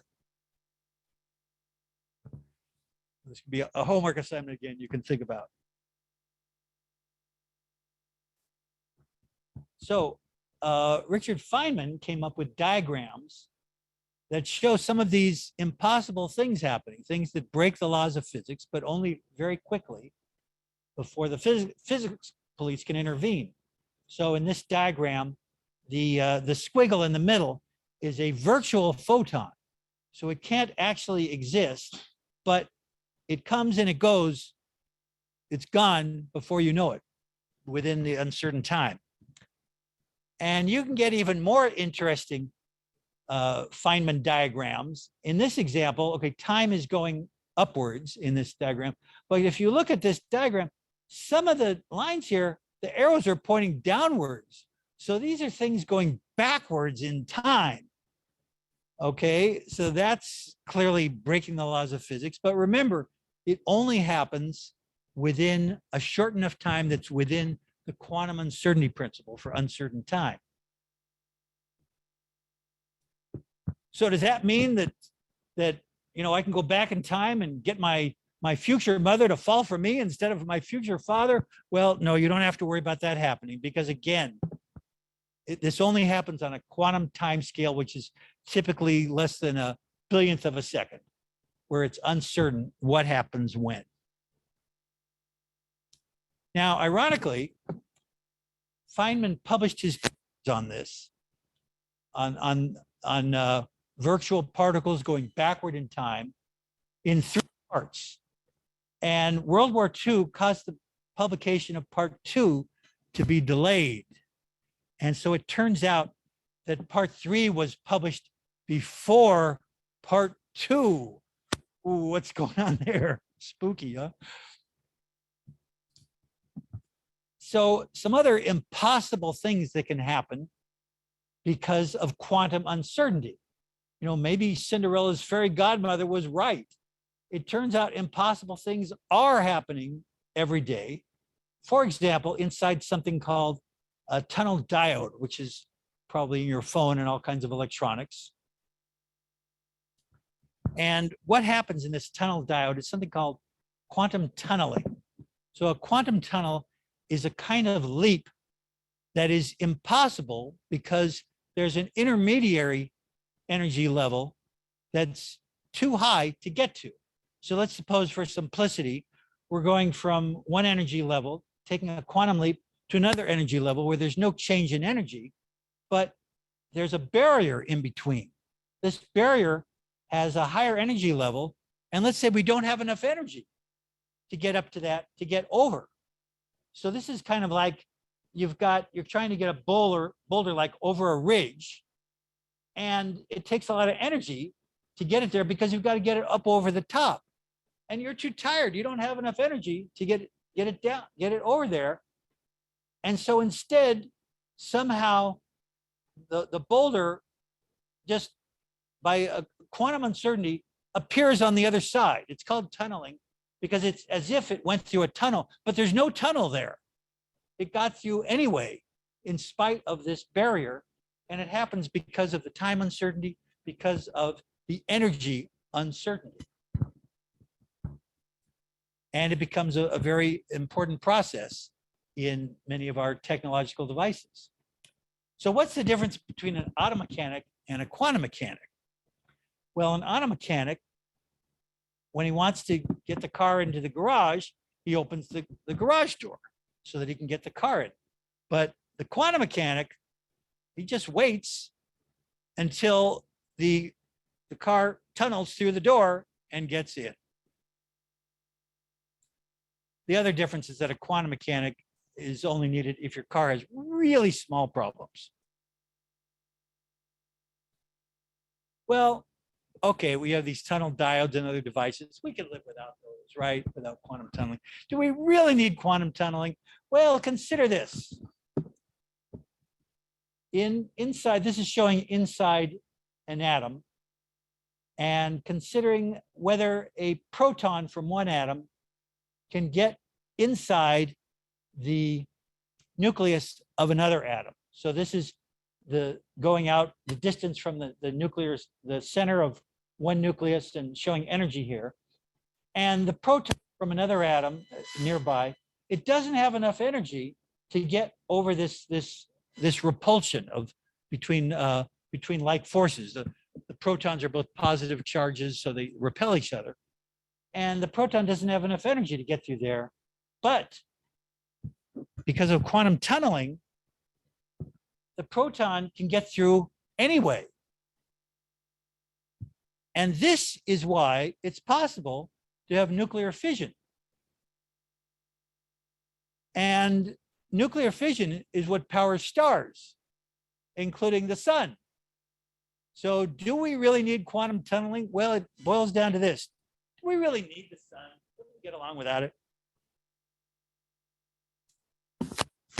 So let's come to an even weirder theory that comes out of quantum physics. Paul Dirac used quantum physics and studied the vacuum. Now, vacuum, we all know what that is. It's empty space. There's nothing in it, right?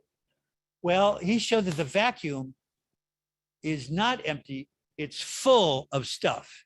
In fact, it's totally crammed with stuff. It's so crammed so full that it can't hold any more. Crammed completely full. This is called the Dirac sea, because what it's crammed with is particles that have negative energy and negative mass. What does that mean? Negative energy, negative mass? Nobody knows, but apparently you can't see them, you can't touch them, you can't do anything with them because they have negative energy and mass. They're just there. And so there's this sea. If we plot energy, positive energy going up, negative energy going down, they're in this sea, which is down below zero energy, just crammed full of, let's say these are electrons. It's so crammed full of these negative energy electrons that there's not room for a single one extra to fit in there. So even though there's nothing there, there's something, and there's lots of it. So now let's make some room in the vacuum. How do we do that? We put in a lot of energy. How much energy? E equals mc squared. And we're going to excite one of these electrons in the Dirac sea, excite it up. So now it has positive energy. So now it's a real electron with positive energy and positive mass. And it leaves a hole behind. Remember, the vacuum was completely full, but now it's got empty space there. It's got a hole. Well, that hole is the absence of a particle of negative energy and negative mass. So the absence of negative energy is positive energy, and the absence of negative mass is positive mass. So the hole has real mass, real energy, and that hole is what we call antimatter, you may have heard of. So the absence of this negative is a positive. So can you think of another example of something that's positive because it's the absence of a negative that makes it positive? Any examples? Ideas on that? Again, an exercise to do on your own. Well, what a crazy theory is that? And yet, after he published this theory, and at this point, you know, scientists were getting used to the idea that, well, this is crazy, but it's quantum physics. It's got to be crazy. Maybe it's true. So they did publish it. And sure enough, within a few years, someone observed it. Actually happened, exactly followed the equations, proving that it's true. So this crazy theory of the Dirac sea became accepted, proven, absolutely true science. So it shows sometimes science can be really stranger than science fiction. This is as bizarre as anything you'll see in a sci-fi movie. Well, when I was a student at UCLA, I heard that Dirac was coming there to give a lecture. And I had to go to this because I had, you know, I couldn't believe I had been taught something so strange in my physics classes. I had to go hear the guy say it for himself and hear it with my own ears, you know, from this Nobel Prize winning physicist. And sure enough, I got to hear him describe this theory. Einstein talked about Dirac saying this balancing on the dizzying path between genius and madness is awful. Universe is much weirder than we can even imagine. So what happens when matter and antimatter meet up and they get back together again? Well, the matter falls back into the hole. So now the hole is filled. So the matter is gone because it went into the hole, into the vacuum, and the hole is gone because the hole got filled.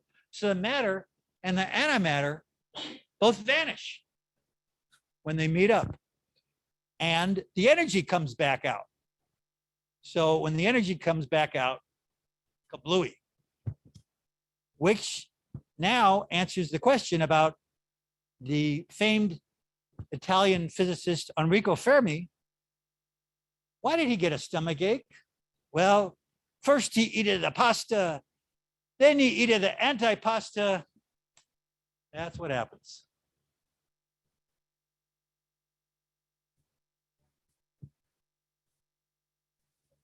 It disappears because remember, a vacuum is when all of the spaces where negative energy particles can be are all filled. So when antimatter comes out of the vacuum, it leaves a hole. So when the matter comes back to the hole, it can fall into the hole and now it goes back to being a vacuum. Well, no, the antimatter is the hole. So when the matter falls into the hole and fills the hole is gone. And the hole was the antimatter. So the antimatter is also gone. So the matter and antimatter, they both annihilate each other and there's nothing left. So you used to have matter and now you don't have it. But we know that can happen because E equals mc squared, matter can change into energy, vice versa. So the matter and the antimatter disappear and the energy comes back. A nuclear explosion. So people have proposed many uses for antimatter, and unfortunately, one of the uses, of course, is for making bombs. But luckily, there are more peaceful things proposed, like making rocket fuel that could be enough for going tremendous distances. I'm going to finish part one in just a couple minutes. Another use is something Stephen Hawking was working on, and his followers continuing that, is a way to see a black hole. Okay, even though light can't come out of a black hole, it turns out that it can create matter and antimatter near it, and we can see that, or at least the theory says we can see it. This is simulating what that would look like. And then also it's proposed to be used for cancer treatment. Well, these are all proposed, not yet demonstrated, but it turns out, I was surprised to find out antimatter really does matter, because it is currently being used, it has been used for a while, for something called PET, positron emission tomography. A positron is antimatter of an electron. And it's extremely sensitive, much more sensitive than any other type of diagnosis. So it can be used to diagnose patients and for doing research. Here shows an example how they could do brain scans, and it's so sensitive they could actually detect differences among different types of addicts. Well, normally it's very expensive to create antimatter. You need big machines for that, but you can get a little antimatter of your own. You can get one positron every minute or so. All you have to do is get a banana. A banana's got some radioactive potassium, which is actually emitting a little bit of antimatter. So does that mean that we need to mark those as radioactive? Well, no, it turns out that's not anywhere near a dangerous level. So I'll conclude the first part by mentioning reading you might do. The first two of these have connections to Eastern philosophy. And the first one in particular, The Dancing Woolly Masters. Would you ever guess that that's a book about physics? Anyway, I love this book, so I'm going to recommend this. And my recommendation is especially meaningful because I hate Eastern philosophy. I have no interest in it, and yet I love this book. Then we've got other books mentioned, one of them by Werner Heisenberg himself. And then the last two I mentioned here, they were useful in putting this together. And in particular, they've got such great titles, I had to mention them. Banana World, Quantum Physics for Primates. What better title could there be, for that? How the Hippies Saved Physics. So if you want a list of this, you can just write to me for that. And that concludes part one, and we're going to take an hour break, 1 hour break for lunch, and I'll continue with part two. So don't touch that dial. I'm going to tell you a lot more about this. We'll talk about, maybe we'll save the question period for later because we're running late.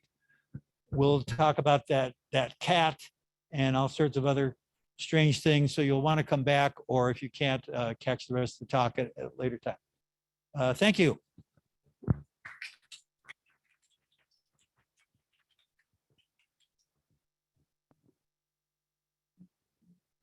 And you can ask me questions during the break. If you don't mind eating my lunch while that happens.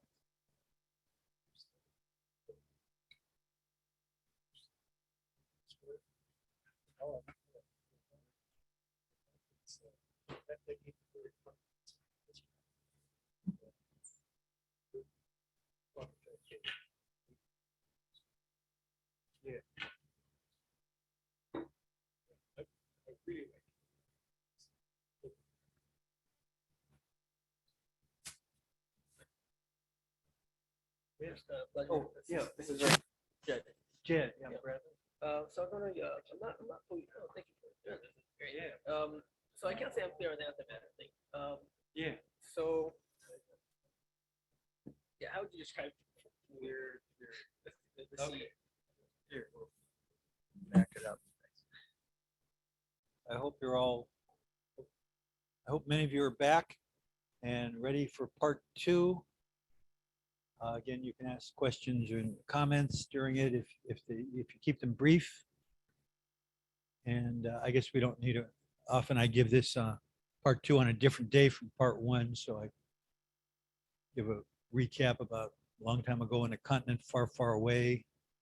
But since I just talked about this a couple hours ago, we'll skip ahead. And first question we'll address, I've talked about all kinds of weird things going on in quantum physics. And the question is, why don't we see all this in our daily lives? We generally don't come across this stuff. And that's because we live in what's called the macroscopic world, as opposed to the microscopic world. And we rarely ever see the effect of one quantum or a few quanta. So instead of seeing quantum effects, we see the effects of zillions of quanta, and it all averages out or washes out. So although it's possible to experience one quantum, this is unusual. But some people have imagined what it might be like if suppose somehow we could become ultra microscopic. And you wonder who has been to quantum land? Well, of course, Alice, after going to Wonderland, of course, she would end up in quantum land. So this is an amusing little book I have where she talks to electrons and photons and wave functions and such. And then on the right, there's Mr. Tompkins. Now this is a gem of a book written by a famous physicist, George Gamow. Mr. Tompkins is a retired accountant. And he goes to the local college and he sits in on physics lectures, and invariably he falls asleep during the lecture, and he has some really wild dreams about what he's hearing in the lectures. So that's an amusing book. And then in the center here we have actually a comic book or graphic novel. If you imagine that this talk were put into a comic book, it might end up something like this. So I'm not sure I recommend it, but it's weird if you want to take a look at that. So anyone want to give another example of a work of fiction describing a visit to the quantum world? Anyone seen something, movies or whatever? Might think about that, and with what you've learned here, think about whether it's has some scientific accuracy or just baloney. So remember Schrodinger's wave equation. Often, excuse me, this wave equation will combine two things that are mutually exclusive. So we might have a wave equation that talks about, says that, combining wave functions for a photon that went through one slit and a photon that went through another slit, even though we've shown that it can't go through both. So we have a superposition of two things that are mutually exclusive and can't both be at the same time. So what does that mean? Well, according to Schrodinger and Max Born, we have the ensemble interpretation. So it's interpreted in terms of a statistical ensemble. Imagine this happening many times. And statistically, it's telling us, that 50% of the time it's one and 50% of the time it's the other on average. But an alternative explanation was started by Niels Bohr in Copenhagen. And so it's called the Copenhagen interpretation, in which it's saying that, well, the wave function is actually saying that both things happen simultaneously, even though they can't both happen. So, and somehow, because of Niels Bohr's prestige and all this, this became sort of the standard or orthodox interpretation. Hard for me to understand why that was, but there were not a lot of exceptions that rejected this interpretation. And basically it was saying that maybe, you know, mutually exclusive realities somehow coexist. So we come back to the question, well, can a photon go through both slits in the double slit experiment? Well, if you think about it, I mean, you know, if your hotel room could be both to the left and to the right, or if a car can park on both sides of a street, you know, I mean, it must be possible if they have to put up a sign telling you not to do that. Or if a dumpster can be both empty and full, you know, well, then maybe a photon can go through both slits. So what's another example of the supposed coexistence of realities which cannot really exist at the same time? Any examples or something to think about? So we all know, why did the chicken cross the road? Why didn't the chicken cross the road? Well, because its wave function was already on both sides.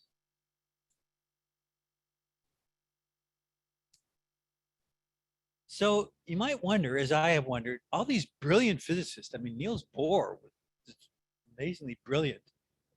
Why would he and so many of his followers, why would they accept something as crazy as the Copenhagen interpretation? And I wonder if maybe had something, somehow it was related to the funding for their research, because the funding came from the Royal Danish Academy of Science. And it turns out they got their funding mostly from Carlsberg beer. So maybe there's a connection there. Well, as I pointed out, and will continue to point out, Dr. Einstein, who really started quantum physics, you know, he wasn't happy with the direction that it was going. It was his brainchild, and yet these crazy scientists in Copenhagen, what were they doing with it? You know, it started out okay, but he was not happy. I actually ended up devoting a lot of his life to trying to prove that quantum physics was wrong, that it had made some mistakes. It started out okay when he invented it, but from there it just took off in directions which were too crazy for his taste, and he kept trying to prove that that it was a mistake, and he was, you know, trying to stop it. And it kind of reminded me of like another doctor who devoted his life to trying to destroy his own creation.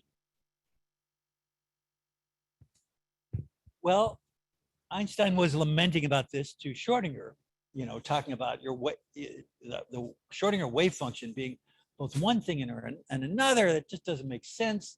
So Einstein thought of this example of a wave function for a powder that was 50% a barrel that was not yet exploded and 50% exploded. And he said, how does this make any sense to add these two together? Well, that got Schrodinger thinking.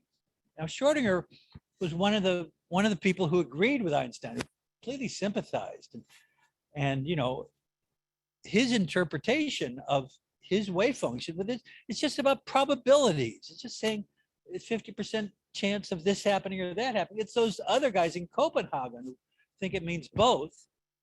But Einstein's gunpowder barrel example kind of got him thinking that, you know, we really need maybe a better example just to make the point that this Copenhagen interpretation is just nonsense. You know, someone has to set this straight. So he thought of his own example, only he made his own example even much more dramatic because his example became dum, dum, dum, a matter of life and death. And so here's his example, the famous example of the poor cat that gets put in a box. And before any of you cat lovers get worried, remember this is purely a thought experiment, or often called the Gedanken experiment. That's Gedanken is just a German word for and it means an experiment that you only think about and don't do, and usually never do. And in fact, this experiment, there would be absolutely no point to ever doing this experiment. It would prove absolutely nothing. But it makes a point just by thinking about the experiment. So in his experiment, the life of this cat, whether this cat lives or dies, is decided by a single quantum event. And that event occurs in this green ore here. It's a radioactive ore that, according to quantum physics, may or may not emit a particle, which will be detected by this Geiger counter down here. The Geiger counter will trigger this electromagnetic switch, which will release the hammer. The hammer will swing down and hit this bottle of poison gas and kill the cat. And we're going to put all this in a box, which is going to be closed up and sealed so that we know nothing about what's going on inside the box. We can't see anything. We can't hear anything. We can't feel any vibrations. We have no knowledge of what's going on inside. And we're going to activate the Geiger counter for 1 half-life of this radioactive ore, which means there's going to be a 50% chance that it's going to trigger and break the poison vial. So Schrodinger says, well, now the wave function for this cat, according to the Copenhagen interpretation, is 50% the wave function of a live cat and 50% the wave function of a dead cat. Now, according to Schrodinger's interpretation, that just means that, you know, if you built 1,000 of these experiments, then about roughly 500 of them, the cats would be alive and 500, the cat would be dead, which is obvious. But according to the Copenhagen interpretation, this cat is somehow in limbo, is in a state where it's both alive and dead at the same time. And how ridiculous is that? So that was his point. So I mentioned this is a thought experiment. So can you think of another thought experiment, Gedanken experiment, that illustrates a point without actually doing the experiment? You just have to think about doing it. I was kind of reminded of this thing that I saw once where someone was saying, like, if the multiverse theory exists, then there's also a reality where it does not exist. And then the response was like, the multiverse theory does not account for paradoxes, except for the reality in which it does. Oh, that's a good one. Right. Okay. If the multiverse doesn't exist, that means there's another universe where it does exist. So interesting paradox. That's a good one. Okay. Well, you might wonder, why did he pick a cat? Why a cat? Why no duck? If any of you remember that scene in the Coconuts. Well, this photo I showed before of Schrodinger and his two women actually cropped this. There's actually something down below. You can see they're all looking at something down below. Could that be the family pet down there? Could it be the Schrodinger's dog? He's got a dog, not a cat. Oh gosh, no wonder. Well, anyway, this may sound like a silly little thought experiment, but Schrodinger took it very seriously. He wrote a paper called The Present Situation in Quantum Mechanics, and he published it in the most widely read, the most respected journal, and it got a lot of attention. Every physicist read this. He had a paragraph about this cat experiment. And so whenever physicists would get together, they'd get to arguing, is the cat alive or dead? Is it half alive and half dead? What is it? You know, this was a big controversy raging. And eventually the general public caught hold of this. And since then, this cat has become so well known that there is almost no end to the variety of t-shirts you can buy. These are designs all available on t-shirts now showing the cat being both dead and alive. By the way, what's the name of the cat? The cat is named Hamlet because the question is whether to be or not to be. So in Schrodinger's wave theory, this wave equation that shows the probabilities, according to Schrodinger at least, it varies continuously. It sort of evolves, shows the evolution of this wave until there is a detection, a discontinuity. So at the moment, at some point, this cat in this half alive, half dead state, at some point, you end up with a cat that's either dead or alive. It's 100%.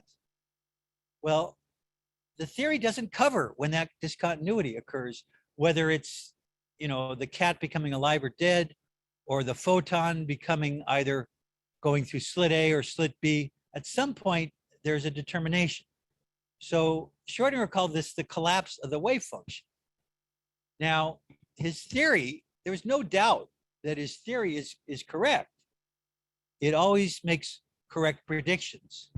And yet it doesn't account at all for this collapse. So this collapse, basically we're saying it's beyond known science.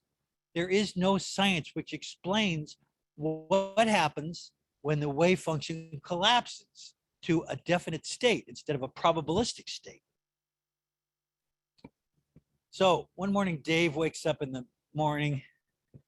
He's so blitzed. He looks into the mirror and everything looks so fuzzy. What is that red stuff on his face? Is it lipstick or what? He's trying to remember what happened last night. I can't even remember which party I went to. I think I went to Alice's party. All the girls were kissing me, and or maybe I went to Bill's party and everyone hated me and they beat me up. And then his roommate pipes in, "You went to Bill's party, got beat up." He looks into the mirror again. "Oh man, that's not lipstick. He's all beat up. Did you have to tell me that?" Dave was happier in his state of uncertainty. What happened to Dave? Poor Dave. His wave function collapsed. He's no longer in 50% in each party. He collapsed into the wrong party.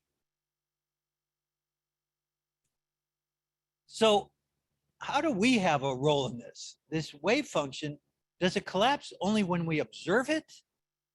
Kind of comes down to the classic question in philosophy. If a tree falls in the forest and no one hears it, does it make a sound?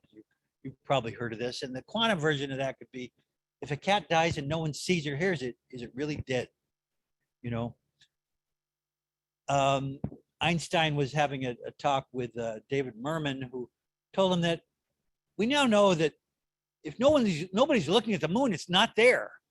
And Einstein was aghast. You can't seriously believe that.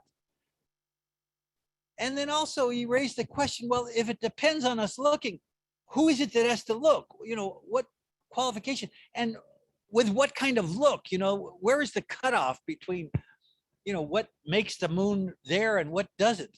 Would a sideways glance from a mouse, would that suffice to make the moon exist? Good point. Another physicist, Nobel Prize winning Eugene Wigner, being with consciousness must have a different role. Somehow having consciousness comes into quantum physics and has a different role than just instruments. So, they're suggesting our consciousness is basically creating reality. Well, you might wonder what kind of doodles. Is there a question? Yes. Yeah, it's always struck me. I mean, it's not the person outside the box who makes the observation. Isn't it the Geiger counter that makes the observation?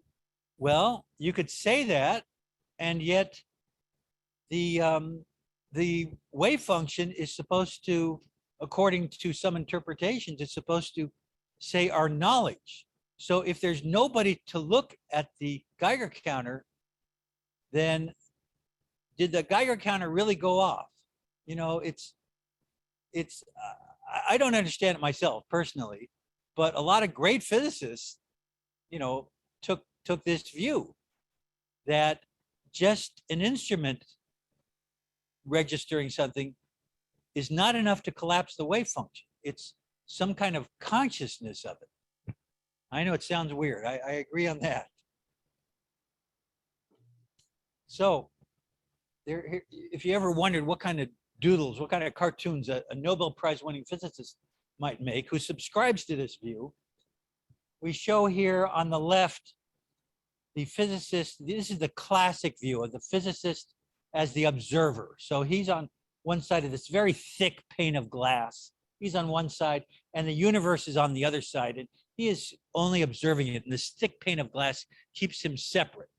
So he's looking at it and nature's over there, and that's replaced in the middle there with the new quantum view, where now the observer becomes the participator, and he breaks through this pane of glass. So he's now participating in the universe. For some reason, his hands are now made of dials from instruments. I'm not sure what all this means. And then on the right, he's got a cartoon where the universe is looking at itself and thereby bringing itself into existence. Weird stuff. And yet he got a Nobel Prize in physics and did a lot of great things. So you might ask, when is the cat's fate resolved? You would think that it's, you know, it's when the Geiger counter registered, right? I mean, there shouldn't be any consciousness involved. Or is it, well, only when we open the box and look into it?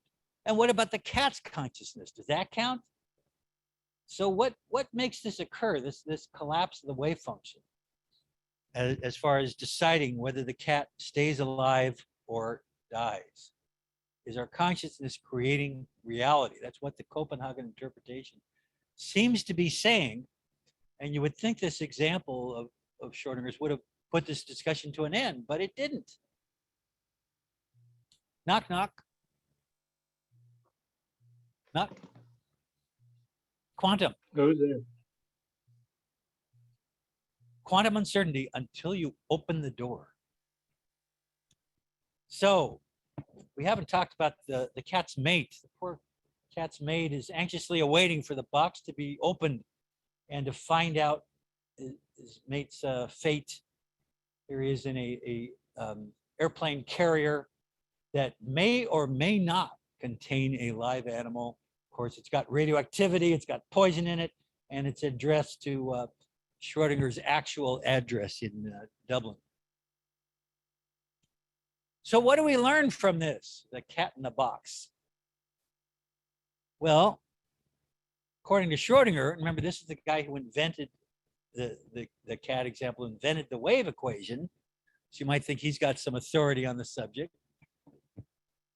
His point is that interpreting the wave equation to explain a single quantum event of this emission by the radioactive particle is one radioactive ore, one quantum event. That's absurd. It leads to absurd conclusions, this whole idea of a cat being half dead and half alive. But according to Bohr and the Copenhagen interpretation, the wave equation is showing that these mutually exclusive conditions of being alive and dead exist simultaneously and is not resolved until it's observed when we open the box and look in, which makes you wonder, is something rotten in Denmark? Maybe the cat in the hat is starting to decompose and go rotten too. So what did you learn from Schrodinger's cat experiment? Any thoughts on what you learned from this? They smoke too much in Copenhagen. Yeah, right. Too much of that Carlsberg beer. Okay, well, let's move on to a guy named Jack Rosenberg. At least he was born that way. He changed his name. He changed his first name to Werner because he idolized Werner Heisenberg so much. And he changed his last name to Earhart. And he was the founder of something called EST. If any of you remember that, this kind of cult practice from years ago.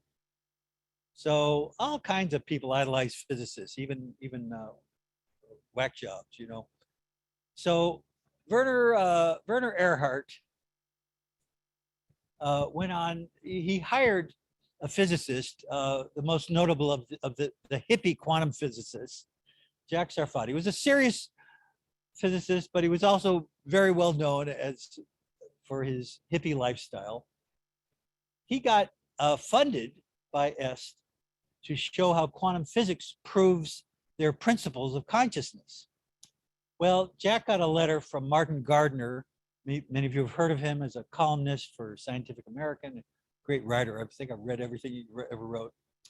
He wrote in a letter, Jack, my friend, you know too much science to be wasting your talents trying to get funding for this nonsense. Do something honest instead, like maybe make a porno movie. His words, not mine. Well, Sarfati heeded the advice, not the part about the porno movie, but the part about not accepting this funding anymore. And he broke off his research with this. And this caused a big to-do. There was a big fuss over there. He had dared to challenge the great Werner Erhard. And this breakoff was lauded in cartoons by a friend of his who incidentally later worked on The Simpsons. And I'll show you these cartoons. On the left, we see the hippie physicist is playing the part of Samson. And when he gets his strength back, he's breaking down the temple of money there, all the money, and the smiling face of Werner Erhard.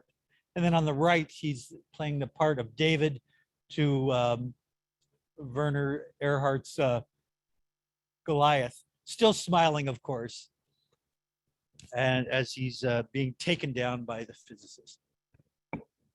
Okay, another thing to consider is that when we observe something, of course, we're going to learn something by that, and we're going to decrease our uncertainty about it. So we may not know, what slit the photon went through until we have it hits a detector behind it, and then we know something. But we can't violate the Heisenberg uncertainty principle. So when we learn some information, something has to happen to increase the uncertainty. And this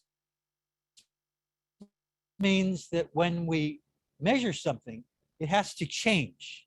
So just making an observation of something is going to change it. And that way, we may become uncertain about what it was in the past. But then when we observe it and become uncertain about that, we become uncertain about the present. We become uncertain about the present and the future. So it seems like we change things just by observing them. So the past may become clear, but the past isn't there anymore. Now the present becomes uncertain.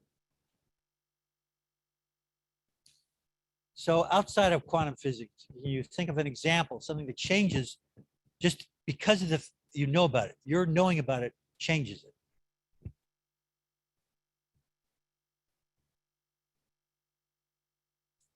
How many quantum physicists does it take to change a light bulb? None. Once they've observed it, it's already changed. Well, once again, Einstein was griping, what are you guys doing with quantum physics? It doesn't matter what we know. Who cares about what we know, our consciousness, our observations? Nature knows what's really happening. That's all that matters. We might find out about it, but the laws of nature only depend on nature knowing what's happening. And he said quantum physics is incomplete. It doesn't account for what's really happening. There must be something really happening, regardless of what we know. So he postulated there must be hidden variables. So there are variables that control what's really happening, but the Heisenberg uncertainty principle, which was established fact, Einstein, or anyone, nobody questioned the Heisenberg uncertainty principle. That's proven fact by many, many experiments. So there must be some hidden variables that we can't know about, but they're still there, and nature knows what they are. And Heisenberg pointed out, well, what about your theory of relativity? That doesn't have hidden variables in it. Oh, wise guy, eh? And Heisenberg had to admit, touche, a good trick should not be tried twice. So he was guilty as charged. But still, in quantum physics, he thought there must be hidden variables. Well, along came John Bell, a Scotch physicist, who came up with a very profound theory about hidden variables. And he showed, no, there cannot be hidden variables. In fact, we can't even talk about them. He called them unspeakables. He didn't know there were unspeakable things going on in physics, but that's the term he used. And this was not just a supposition. He has a very famous Bell's theorem proving that there are no hidden variables. So we come back to the question of what is reality? What is really happening independently of whether we can know it about it or not due to quantum uncertainty? Well, let's take into account here, there's something which has been known, throughout the ages really, is that we don't directly perceive reality. We may think there's a reality there, but what we perceive of it is always different. For example, our senses all have limitations. Like we see things basically as two-dimensional objects because that's how our eyes see. Our eyes have a two-dimensional array on them. So if we're looking at a cube, for example, straight on one face, because of perspective, it'll look like a picture frame shape. But we know it's not a picture frame shape, it's actually a cube. And by moving around from different angles and putting that all together, we may figure out that it's a cube, but that's not what we actually see. And our senses have inaccuracies. Nothing's perfect about them. Of course, they're not perfect. And then things get distorted. The way something looks depends on the lighting. It depends on the conditions of the air, the weather, and also depends on our mental state. Our past experience biases us. Our brain figures out what things are there, and we see things based on inferences by our brain, and it's also affected like by our emotional state. All these things go into affecting it. And here's my favorite example of showing how what we see is not real. You may have seen this before. In this picture, you see squares A and B. And you ask, how would you compare the colors or the shades of those two squares, A and B? Now, I look at that, and square B is obviously much lighter than square A. But let's test that by taking it out of context. What I'm going to do is I made a mask. This is showing a black mask, and the white diamonds there are two holes cut in this mask. And I'm going to place this mask over that picture. So I'll leave the original picture there. I'll create a duplicate. And then I'm just going to put this mask on top so only those two squares show through. It's out of context. And I swear it's the exact same picture. All I've done is put something over it. And amazingly enough, when you take it out of context, the colors are identical. When you look at the picture on the left, your brain is making inferences about the shades, the shadowing and all that. But what's actually there is identical colors. And you can measure those squares A and B with any kind of spectrometer, any kind of optical device, and they will show you the colors are identical. So just an example that what we see and the way our brain interprets it is not what's really there. Which leads us to a story about Pablo Picasso. So a man commissioned Picasso to paint a portrait of his wife, and the portrait looked like that. And the man saw this portrait. He said to Picasso, what on earth is that? That doesn't look like my wife. Well, the wife was not present at the time. So Picasso says, oh, really? What does your wife look like? And the man reaches into his wallet. He pulls out this little wallet photo of his wife. He says, that's what she looks like. And Picasso picks up this little wallet photo, studies it very carefully. And he says, I don't remember her being so small. And of course, he's trying to make a point. And the point is that an image, a perception of something can never be the same as the thing itself. It's not reasonable to expect an image, a photo, a sculpture, whatever you do, whatever you create is not going to be the same as the actual thing. It's not going to be reality. And it's not reasonable to expect it to look like reality. And if it's not going to look like reality, it may as well look like that, right? Another artist, Rene Magritte, made this very famous painting, and the translation of the writing there is, "This is not a pipe." And you say, what is he talking about? This is not a pipe. Of course I can see that's a pipe. Oh, wait, that's not a pipe. It's a painting of a pipe. That's his point, is that a pipe, a painting of a pipe is not the same thing as a pipe. Incidentally, the title of this painting, if anybody knows the title of this painting, don't say it, because I want to give everyone a chance to guess what the title of this painting is. And I'll give you a hint. The first hint is that this is not a title. This is not a pipe. In other words, "This is not a pipe" is not the title of the painting. And the second hint I'll give you is that the title it's right in front of you.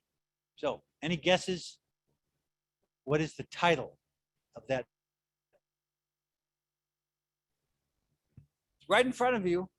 Okay, and the title is "The Treachery of Images." See, it's right there, as I said. And of course, the point of this painting, the treachery of images, is that our images of reality are not reality. They're treacherous because they're trying to fool us. They're trying to look like reality, but they can never be reality. They can never really look like reality. So what's another artist who sheds light on this difference? Any other ideas? I've given 2 examples. There's surely other artists who make this point. Okay, so we understand our perception of reality is not reality, but we all, or many of us at least, assume that a reality is there, even though we can't directly perceive it. A reality is there and it's causing our perception. Maybe there's just various distortions, but there's something really there. Or is there? Okay, after all, it's shown there can't be any hidden variables. There can't be a reality that we can't know about beyond the Heisenberg uncertainty principle. So it's calling into question, well, is there really a reality? What is reality? Quantum physics doesn't tell us about reality. It only tells us about what we perceive, and that we cannot perceive reality. So it tells us, it makes predictions statistically if we do something many times, but for each one of those times, it doesn't tell us what actually happens, and it can't tell us what actually happens. It tells us that it can't tell us that, because that would violate the uncertainty principle. So in the words of Heisenberg, some physicists would like to come back to the idea of an objective real world that exists independently of whether we observe it. This, however, is impossible. So it's calling into question the existence of reality itself underlying our perceptions.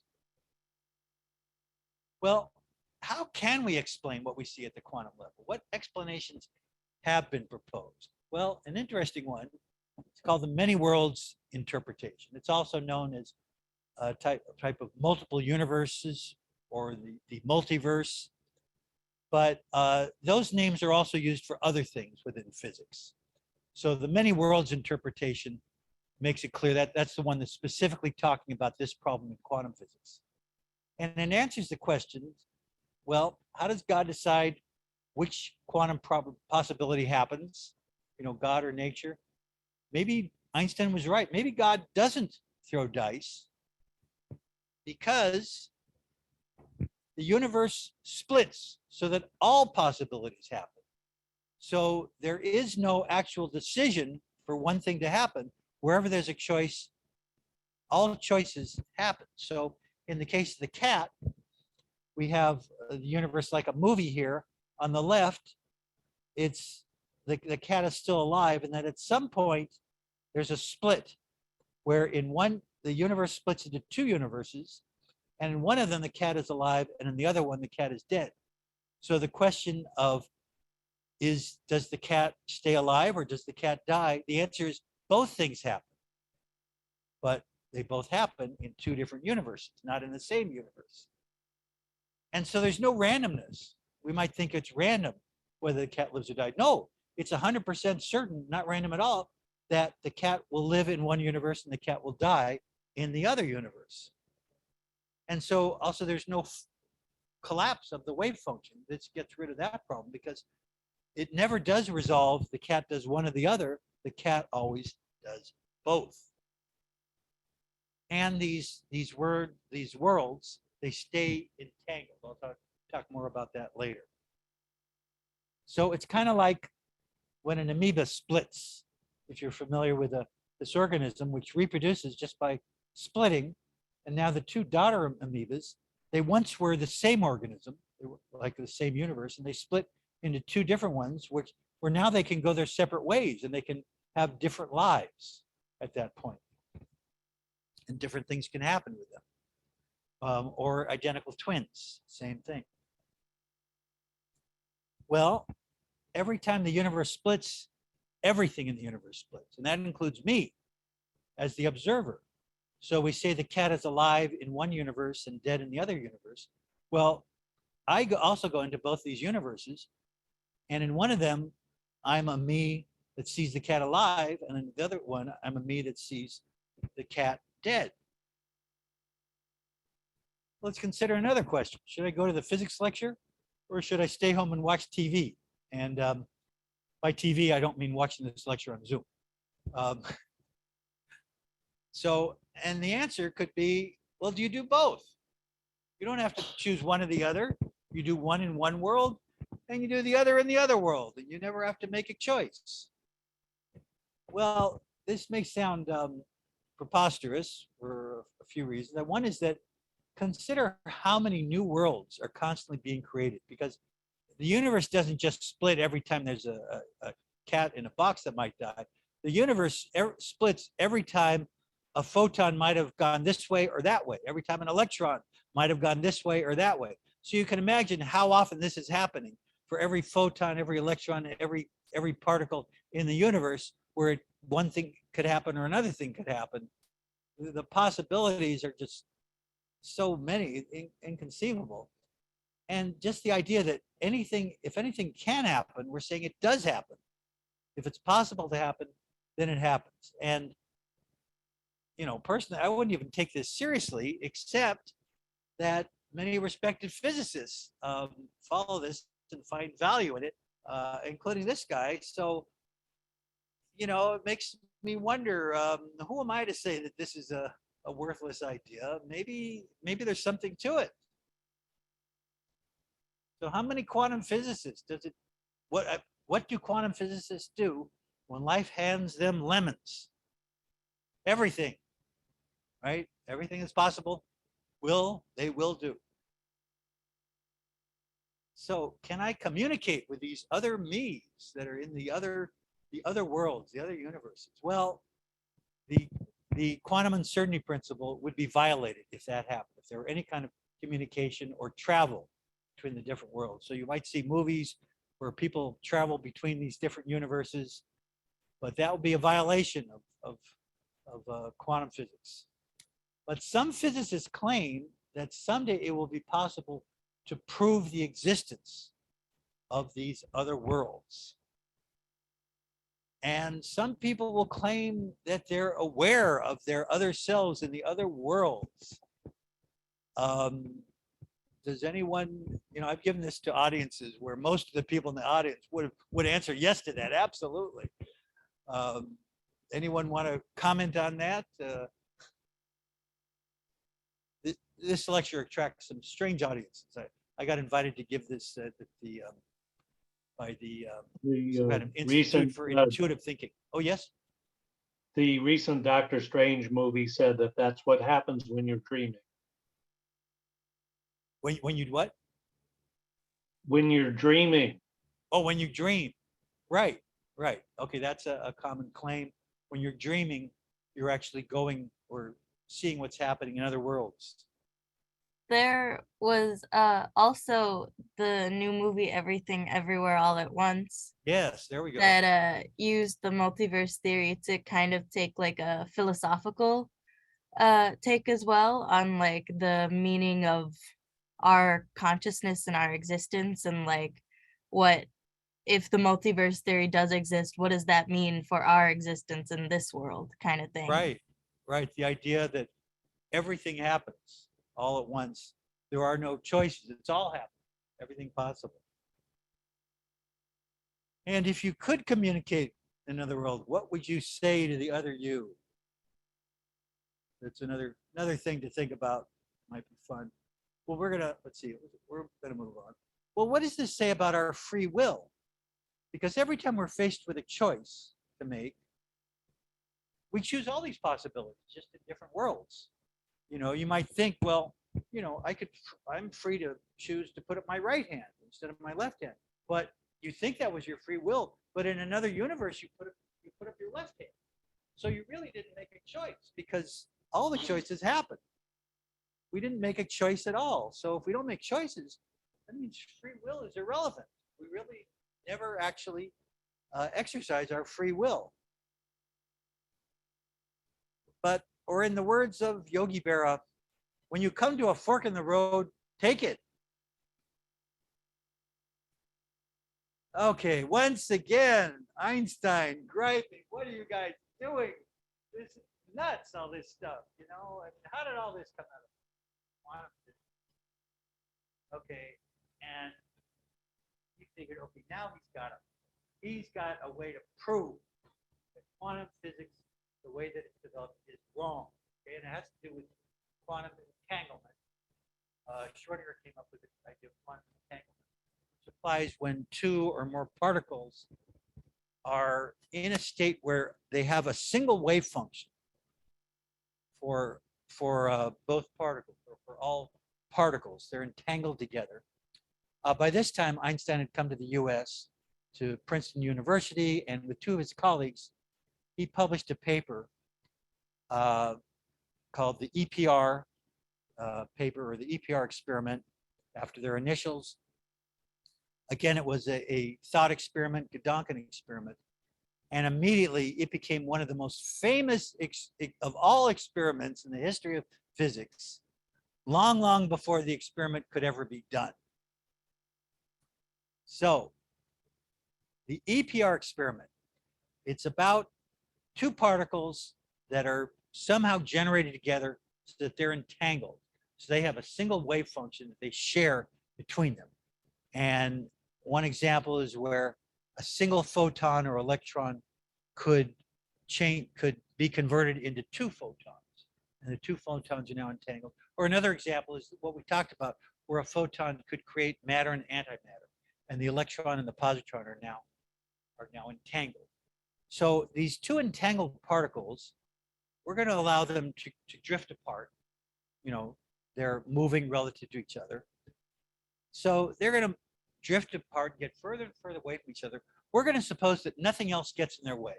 Somehow this is done in a place where they're just cleared free, so they don't interact with anything else, because if they did, that would unentangle them. So they stay entangled, and they can get further and further apart, arbitrarily far apart. So we can imagine that they may go until they're, you know, billions of light years apart, maybe, and they still are entangled. And the fact that they're entangled means they're still connected to each other. Now, if we make a measurement on one of these particles, classically the example is used, its spin, tell which way it's spinning, clockwise or counterclockwise. We know that by conservation of spin, that the two particles their spins have to cancel out. So if one of them is spinning clockwise, the other one has to be spinning counterclockwise. So if we detect that one of them is clockwise, then the other one, before we detect it, we already know that it's spinning counterclockwise, even though it's very far away. So we're learning about something indirectly So these two particles interacted a long time ago when they were close to each other, and now they're far apart, and we can still learn about one of them by observing the other one. Okay, as an example, I'll give my friend who buys presents for my brother and me, he buys two identical pairs of shoes as present, and he packs them up. For some reason, these are radioactive shoes, and he sends two shoes to me, and he sends two shoes to my brother who's far away. And I open my box, and there are two left shoes. My ditz of a friend has got two left shoes that he sent to me. So obviously, I know immediately that my brother must have gotten two right shoes, okay? Because that's how it's got to add up somehow. So even though my brother's far away, without communicating with my brother, I know instantly, as soon as I open my package, what is going on with the other. So this would be kind of like an analogy to the two particles that are entangled and they get separated. So when we measure one, the spin of one tells us about the other. So an example, can you give an example about how you learn something indirectly by observing something else that interacted with it before? So when you look at one thing, you instantly know about something else now far away.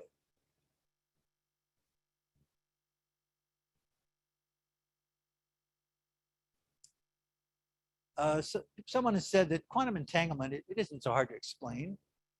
Okay, let's say I have two socks that are entangled and I move them apart and I put one sock onto my right, then the other sock instantly becomes a sock, no matter how far away it is. And just in case you didn't realize that's a joke, because I came across a bunch of people who insisted that this was not a joke, that this was a serious way to explain quantum entanglement, totally overlooking the fact that there's no such thing as a right sock and a left sock, and putting it on your foot is not going to change the other one anyway. Okay, well, so far, what I've described about, about the shoes and about the spin, it's not demonstrating anything mystifying, okay? Of course, you've got a left shoe here, you've got a right shoe there. There's nothing mysterious about that. That's not a mystery. So I would like to explain to you what is so mystifying about the EPR experiment, quantum entanglement. However, for this audience, that's not going to work. It's very complicated. You'd have to know a lot more about math, so we're not going to go there.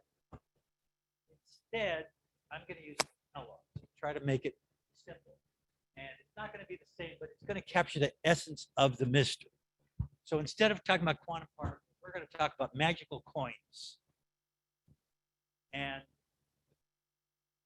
instead of in the experiment, we're choosing like which spin axis to measure, like a vertical axis, horizontal axis. Instead of that, we're going to exercise our free will in this by choosing which hand we're going to use to flip the coin, right hand or left. So our free will comes into it.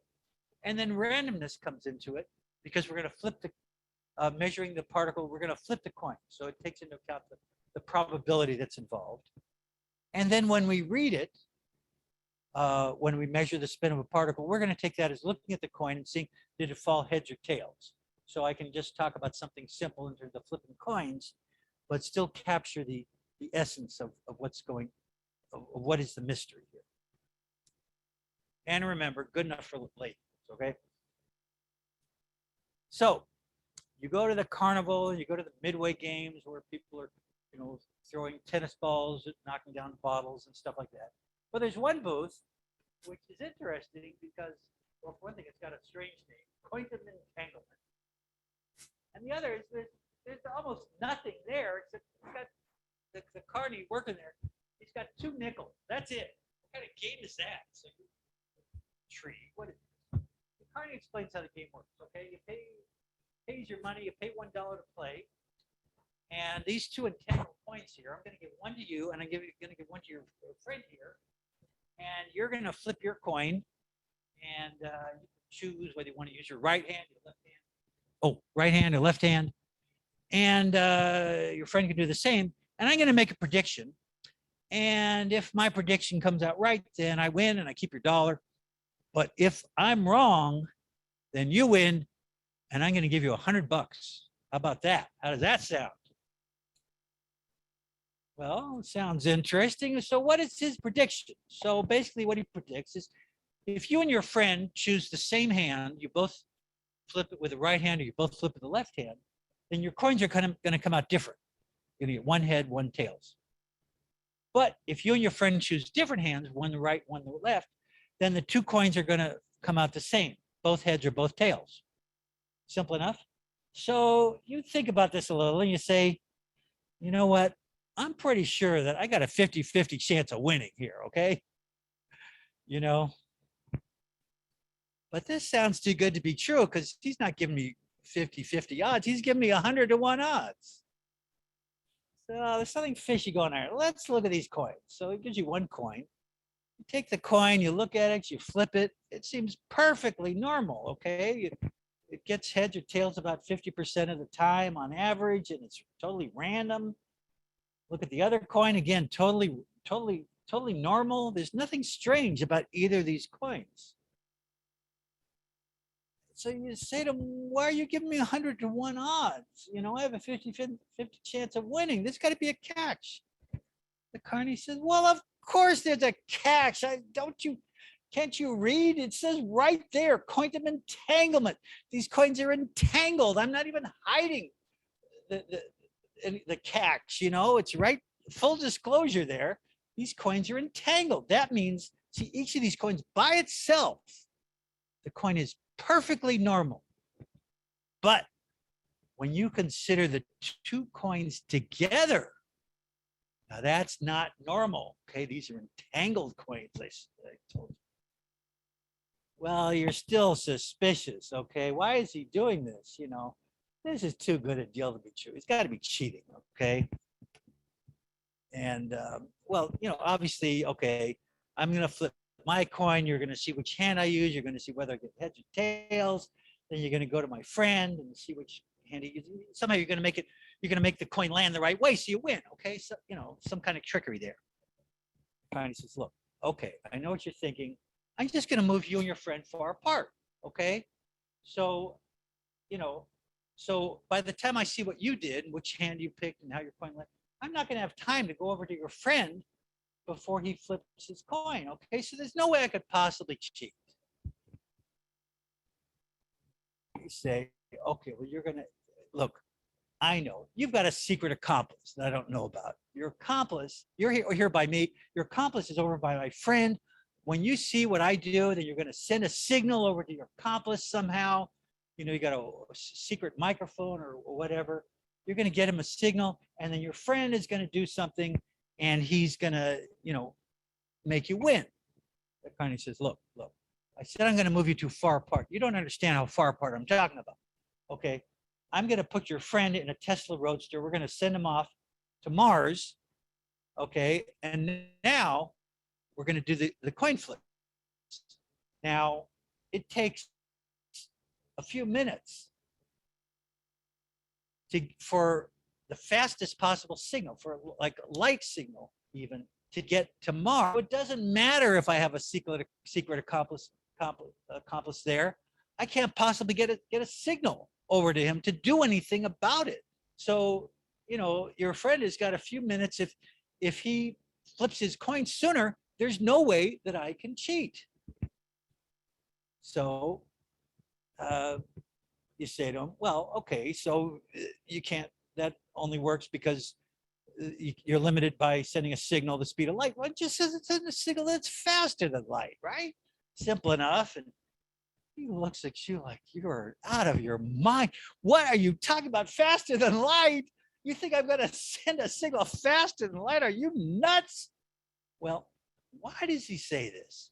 What is so strange about sending a signal faster than light? And for this, we have to go to Einstein's theory of relativity. So you may have heard about the space-time continuum. Well, here it is, in what's called Minkowski space. To keep it simple, I'm only going to show one dimension of space and one dimension of time, of course. So the vertical axis here, up means up and down means down. Got that? And left means going backward in time and right means going forward in time. So right in the middle there, that's where we are, here and now. So in this space-time around us, we're going to divide this up into different regions. And the way we're going to do that is we're going to consider a light beam that starts down below us and comes up and say goes right by us and continues going on up. And that makes this diagonal line going up. And then we're going to consider another light beam that starts above us and comes down and goes right by us and continues going down. And these two lines are going to divide up space-time into 4 different regions. Now, the region on the left here in green, that's the past. We all know what the past is, things that have already happened. And on the right, the yellow region, that's the future, okay, things that haven't happened yet. Well, what about these orange regions here? What about those? That is all relative. We can't say if it's the past or the future. It's impossible to say because whether it's the past, future, or present is all relative. That's what relativity theory is about. So information cannot go there. It cannot go into these relative regions because to go to those regions would require a signal going faster than light. And that what happens there is that you might be sending your signal into the past. And that means that the message could be received before it's sent. How can you receive a message that hasn't been sent yet? And what is that message going to say if it's talking about things that haven't happened yet? And what does that say about our free will? You know, if somebody already received the message you sent in the past, you can't now say, oh, I decided I'm not going to send that message, or I'm going to send a different message, because they already got the message, okay? So this idea of sending a message faster than light just doesn't make any sense.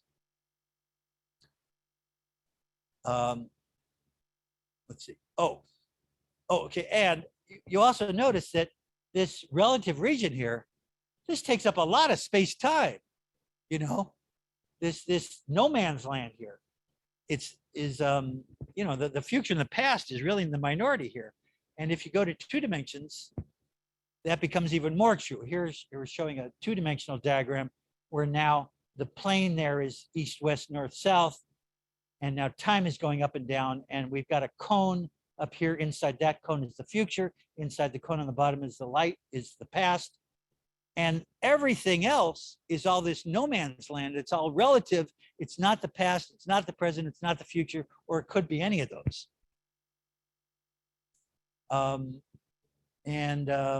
Things get even worse in 3D space plus time. But of course, that becomes very difficult to draw.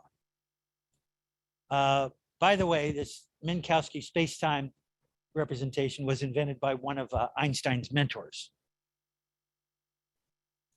So what's an example of something that's neither in the present, the past, or the future? This relative area. What's something that isn't in the past, it isn't in the present, it isn't in the future, it's just wherever, or all of those maybe. Oh, by the way, there is a happy ending to the story. Almost forgot the story about the shoes. In case you doubted that story was true, or thought, who on earth would wear such preposterous shoes? I did finally get together with my brother and get a right and a left pair. So,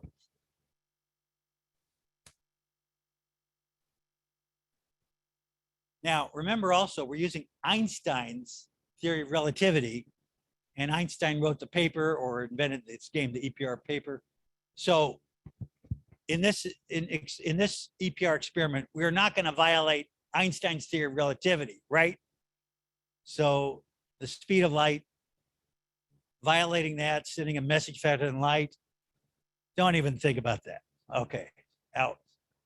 And the bartender says, hey, buddy, no one's allowed in here going faster than light. An electron walks into a bar. You get that? We got some time reversal there, going faster than light. Okay, we've been talking about this game with a carny long enough. Let's do it. Let's play the game, okay? So we play the game once. I flip the coin. My friend on Mars flips the coin, and we lose, okay? But that's no surprise, right? We figured there's a 50% chance, okay? So, we lost, no big deal. So let's keep playing the game. We're gonna win. We play 4 more times, and we still lose all 4 times. Well, okay, that's surprising. But it's not all that unlikely that I'm gonna lose if I got a 50% chance. I'm just on a losing streak. Now note that every time we play the game, we have to get a fresh pair of coins, because when we measure the coins, when we flip the coins and observe them, they're no longer entangled. We disturb them. So we have to start off with freshly entangled coins, either new coins or take the old coins and re-entangle them somehow. And we're thinking, okay, I lost 4 times, unlikely, but let's keep playing, because if I could just win 1 time, okay, I'm gonna get $100. I'm not gonna worry about the $4 $5 I lost by playing it a few times. So we keep playing. We play 100 times. We just lose every time. We lost $100 because somehow this carny wins every time. Well, how is this happening? Okay, well, these are magical coins, right? So somehow the coins are magical. They're enchanted. Okay, so they do strange things. Okay, I get it. There's something strange going on. But how is it that these coins know whether I'm going to use my right hand or my left hand, my friends? How does he know if we're going to use the same hand or different hands? This goes beyond being magical. These are mind reading, or not even mind reading, because I could change my mind and still the coins know. How can the coins be doing this? This is so baffling. Well, let's take a little divergence here, because this is seeming to imply that one particle or one coin in the analogy is affecting the other one, even though it's far away. So affecting something that's distant, we call that action at a distance. Maybe I should take a break here. Okay, why don't we, I've been going for about an hour. So why don't we take a 10-minute break, and then we will have the conclusion before we get to the bonus. We'll start up here at 2:30. Okay, for the final exciting conclusion. Don't go away or don't go too far. Thank you.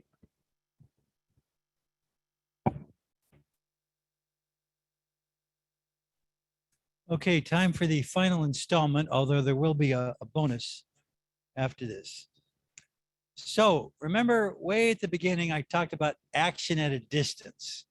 And I made a point about that because I said it would be coming up later. Well, now is the time, because this experiment that we're talking about, the EPR experiment with the particles or the quantum physics, seems to imply that things are affecting each other from far away. Even though they're far away, there's some kind of interaction between the two.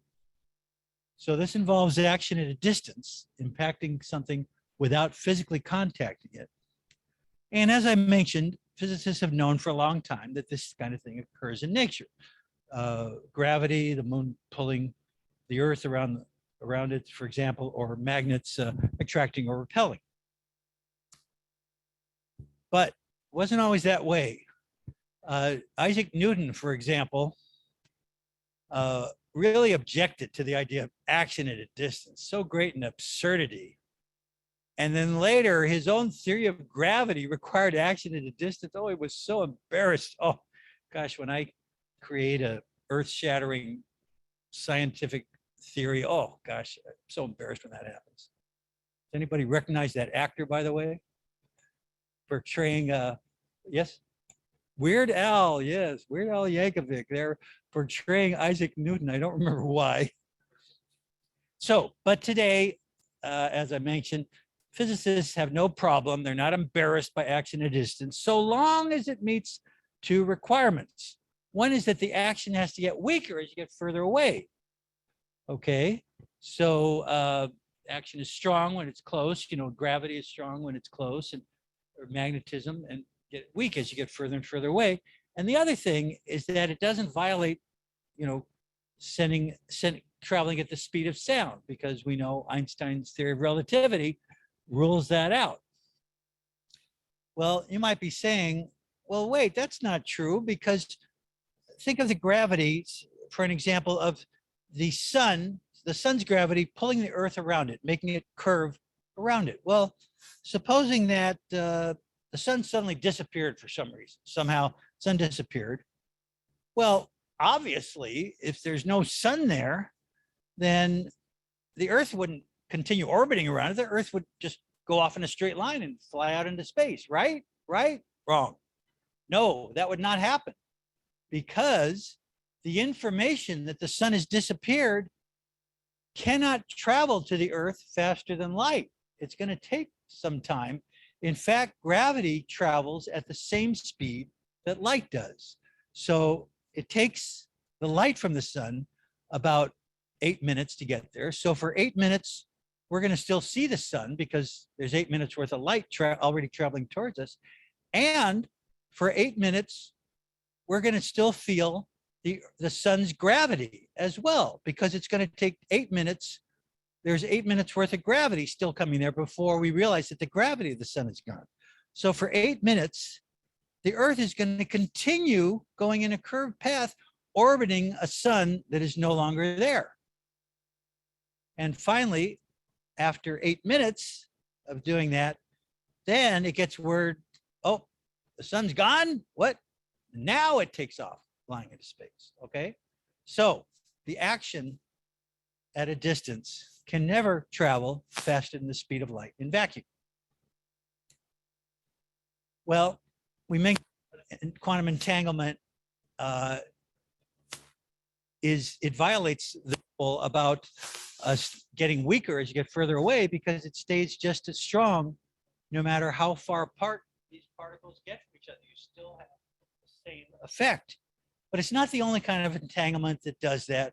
There is, of course, long distance romance. Yes.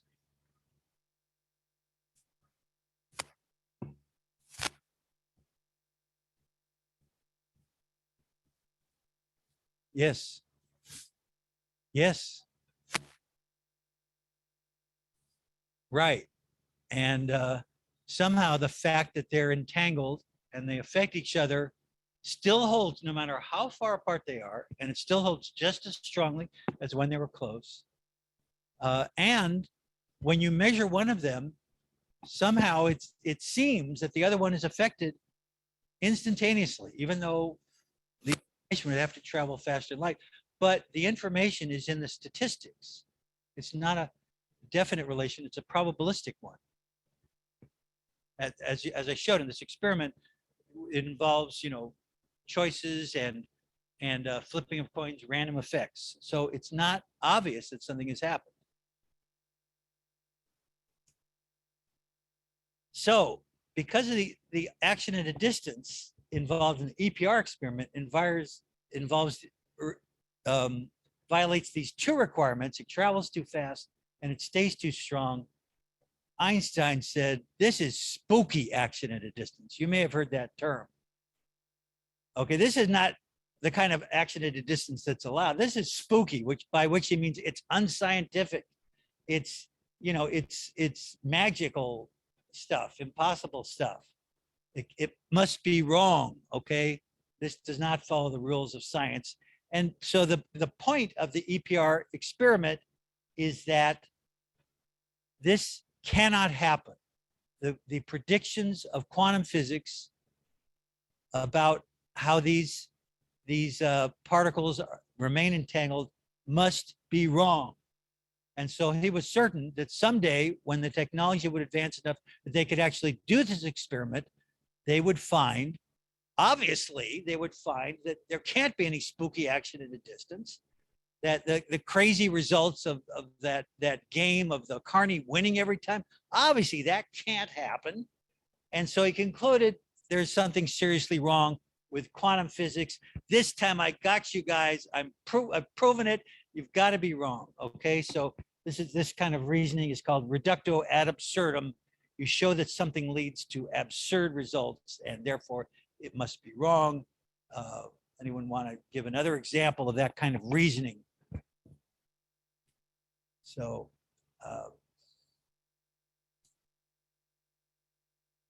okay. So, how did it actually work out? Well, it took a long time because when this paper was published, the technology did not exist to perform the EPR experiment. It took about 40 years until it could be done. And by that time, Einstein was no longer around. But it's been performed many times since then. And sometimes they've even gone distances up to 800 miles between the two particles to do this experiment. To make it clear, 800 miles, obviously, these particles cannot be affecting each other at 800 miles, and certainly not faster than light. And what they found is that the experimental results always agree exactly with the predictions of quantum physics. Quantum physics is right. Einstein was wrong. So, you know, Einstein said that if quantum physics were correct, then the world would be crazy. He was right. The world is crazy. So apparently Einstein was wrong. The universe really is spooky. There really is action at a distance. But you'll notice I put some question marks in parentheses because not everybody's ready to accept it, myself included. I'll talk about that more later. So what have we learned about crazy ideas from the examples in quantum physics? Well, we've learned that no matter how crazy an idea sounds, it could still be true. Because here's an example where obviously it can't possibly be that way. That's nuts. And yet it's been proven time and time again. It's absolutely true. So then does that mean every time that somebody proposes some crazy physics idea, we physicists should just stop what we're doing and give serious consideration to that? No, no, no. I get too many of these ideas. People are telling me, oh, I heard this, I heard that, I heard this. And you go on the internet, there's just no end to these crazy ideas. And what is wrong with taking time to look at those ideas? Well, every crazy idea that proved to be correct was developed for a reason. Okay, we talked about all the crazy ideas in quantum physics. It wasn't just somebody saying, hey, how about this? There were experimental results. There were experiments that failed. The black body radiation, the ultraviolet catastrophe, the photoelectric effect, the double slit experiment. There were reasons. Experimental results showed we need a new theory. We need a new explanation. And they had to come up with theories which had to be crazy in order to explain the weird results they got. But so these results were not gratuitous, whereas almost all of the crazy ideas I hear are just gratuitous. There's no reason for them. They're not based on any experimental catastrophe. They're not based on some experimental findings. It's just someone thought, hey, here's a cool idea. And there's just zillions of these all over the place. If I took the time, you know, and they're all junk, okay? If there were any value to them, surely there would have been some motivation for them. They would have been tied to some experimental results. But they're all junk and they're a waste of our time. And if physicists spent all their time exploring all the zillions of ideas that are being thrown out that you can find on the internet, we'd never get any work done. Okay, so it's true that just because an idea is crazy doesn't mean it shouldn't be taken seriously, but only if it's not a gratuitous idea. Okay, somebody said, hey, here's a cool idea, but there's a real reason for it. Okay, so how do we explain what happened? And let's stick with our example with the Carney and the coins. Well, let's take a look at this Carney. Does he look familiar? Oh yeah, it's George Burns. No, it's not George Burns. It's God, of course. Let's take the idea the Carney is God, He's nature. He has control. He can do anything, right? Okay, so what's going on here? So God doesn't have to follow the laws of relativity. Okay, God can do anything. But then we have to ask, well, isn't it curious? God follows the rules of relativity in every single experiment that's ever been done, except for this one. What is happening here? What kind of God makes these bizarre exceptions?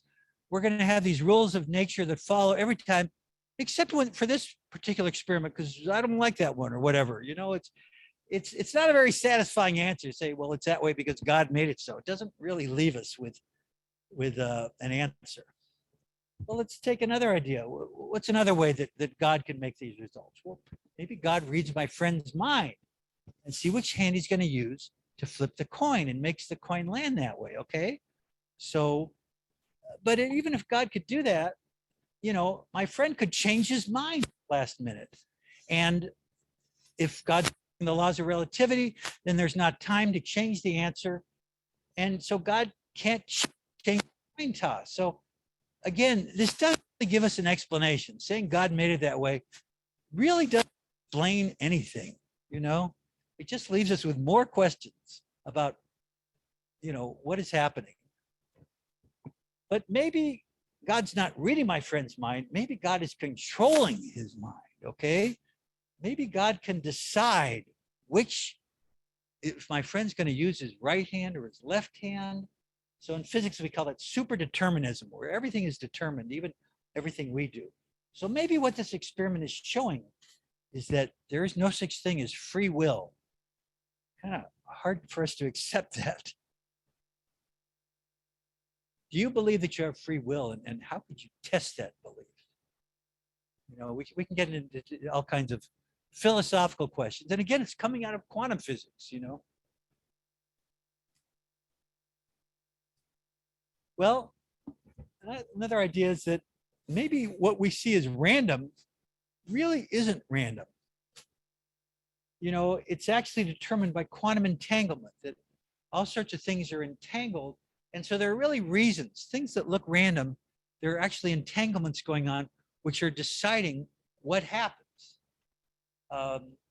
Schrodinger called entanglement the characteristic trait of quantum physics. This is a very key feature of it. So maybe Einstein was right about God not throwing dice. There's nothing is really random. There's a reason for everything that happens. Well, another idea, and the way that it's usually used to explain the experiment, is that things never really are far apart. The idea of things being at different places or far from each other is an illusion. That really every place is the same place. Like every point in the universe is somehow connected to every other point. So all points are close to each other. So we say, well, you know, the two entangled particles get far apart. Maybe that's an illusion and they're still close together. So this is called a non-local theory. And as strange as it sounds, somehow it's become the standard view of how to explain the EPR paradox. It's been said the behavior of entangled particles is almost obscenely non-local. I'm not sure how obscenity got into this, but seems there's some kind of connection with every other place. And maybe is this connection somehow related to human consciousness? You know, something strange going on there. That kind of ties in with the Copenhagen interpretation. It says our knowledge causes wave function to collapse. Maybe our knowledge also explains quantum entanglement. I don't know. There's all sorts of weird ideas going out there. And we can't really disprove any of them. And a lot of physicists will hold on to these views. Do you believe you have a direct connection to events or people far away? And how would you test that?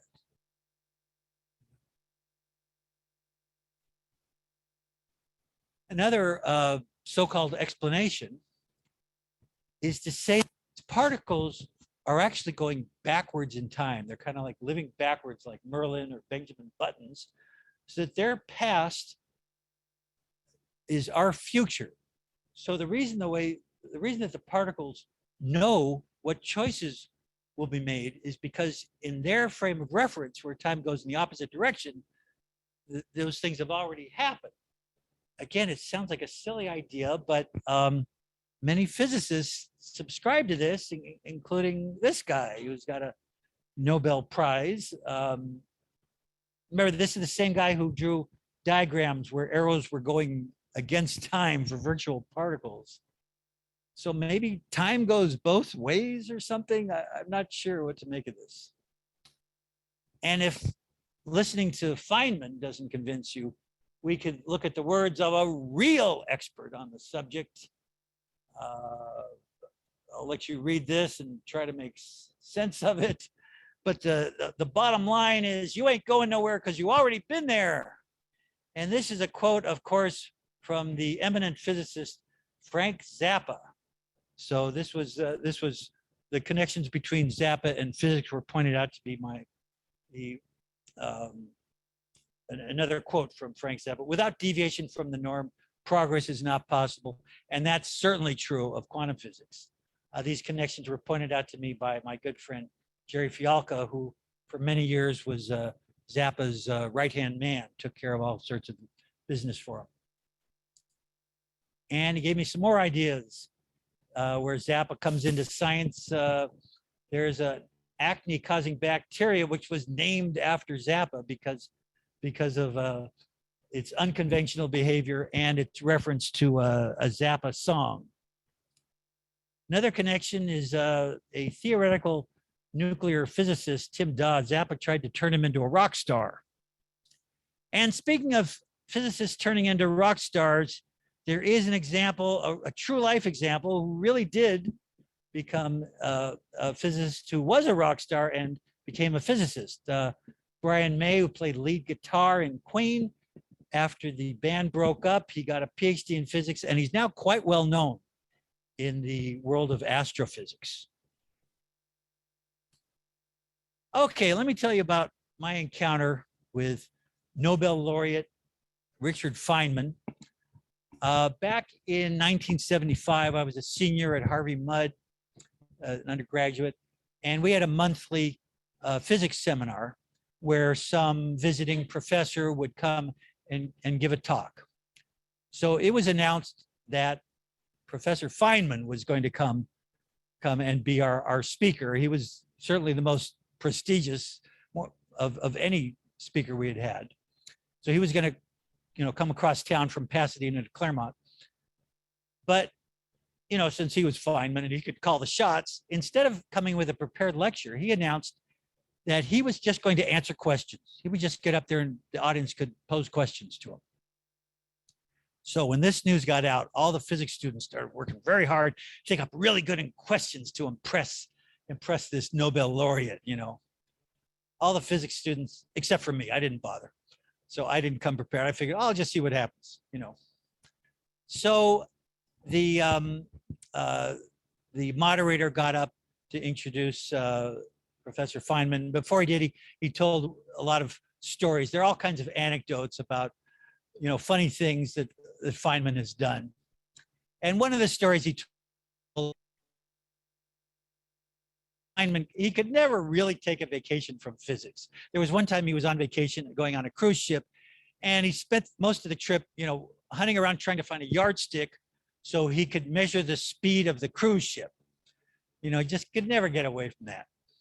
Anyway, then the moderator started polling the audience for questions to ask Professor Feynman. And the first question that one of the students had worked so hard to think up a really good question. Professor Feynman, what direction do you think physics will take now with the recent discovery of the psi particle? And the great man answered, north by northwest. Next question. He didn't like that question. Okay, so the next question came up. What role do you see epistemology? That's a branch of philosophy. You see epistemology playing in the development of physics. Look, I'm a physicist, not a philosopher. Next question. Okay, well, I had not come prepared, but at that moment, I was suddenly inspired. My hand shot up, and the moderator saw me and called on me. And I asked my question, how do you measure the speed of a ship with a yardstick? And Feynman liked my question. Finally, a question he could dig his teeth into. And he explained how he was using the yardstick with triangulation. He was going to measure the angle of the wake behind the ship. And then knowing the viscosity of water, he was going to figure out the speed of the ship. So that was how I impressed Richard Feynman with my sensible question for him. So, you know, the question comes up, quantum physics, it seems to be so illogical with these mysteries. How can it be so, you know, so contrary to logic? And maybe the answer is, well, we're using human logic. Maybe the universe uses a different kind of logic. There's a natural logic that's different from human logic. You know, maybe that's why it doesn't make sense to us. Or maybe the universe is using strategy, kind of like, you know, the way that we play chess. You know, we're thinking hypothetically, if he moves here, then I'll move there and do that. You know, like also for military plans, business plans, even personal relationships. You know, if I say this, she'll say that, and, you know, be ready. Maybe the universe is strategizing with us, kind of challenging us to some kind of game or something. Or maybe the universe is actually playing a trick on us, you know? I mean, after all, can you imagine if you were the universe? I mean, what could be more fun than tormenting a bunch of logical physicists with illogical physics? You know, Charles Darwin seemed to think so. But Einstein couldn't believe that. So maybe the universe is laughing at us. Ha ha, look how I fooled them with these crazy quantum effects going on. Do you believe the universe is intentionally deceptive or even malicious about it? You know? How could you test that? Okay, so to wrap it all up, we've been hearing all these crazy ideas I've been throwing out, but these are not ideas coming from, you know, nutcases, or maybe they are. They're coming from logical, rational, respected, sometimes Nobel Prize winning scientists. Not nutcases, or maybe that's the same thing, who knows? But why are they coming up with these ideas and following these crazy ideas? These are scientists, damn it. Well, the answer is that they're desperate because they're trying to explain what quantum physics means, and there's no explanation that isn't crazy. There's, you know, it's like this, you know, Einstein was right, the world is crazy if quantum physics is right. Every explanation that makes any kind of sense has been proven to be wrong. So we can prove quantum physics is true. There's no doubt about that, but we can't find any sensible explanation behind it. So does everyone understand? Well, let's see what some physicists say about that. If you're not completely confused by quantum physics, you must not have understood it. Those who are not shocked when they first come across quantum physics cannot possibly have understood it. And Richard Feynman again, it is safe to say that nobody understands quantum physics. And of course, he is including himself. So, in conclusion, if I've completely confused you, if you haven't understood anything that I have been explaining to you today, congratulations, you passed the class. Thank you. Okay. So we'll have some, we can have some final questions, limit them, and then maybe take another brief break, and I have a bonus round for those who are interested. You want to have some final questions? Yes.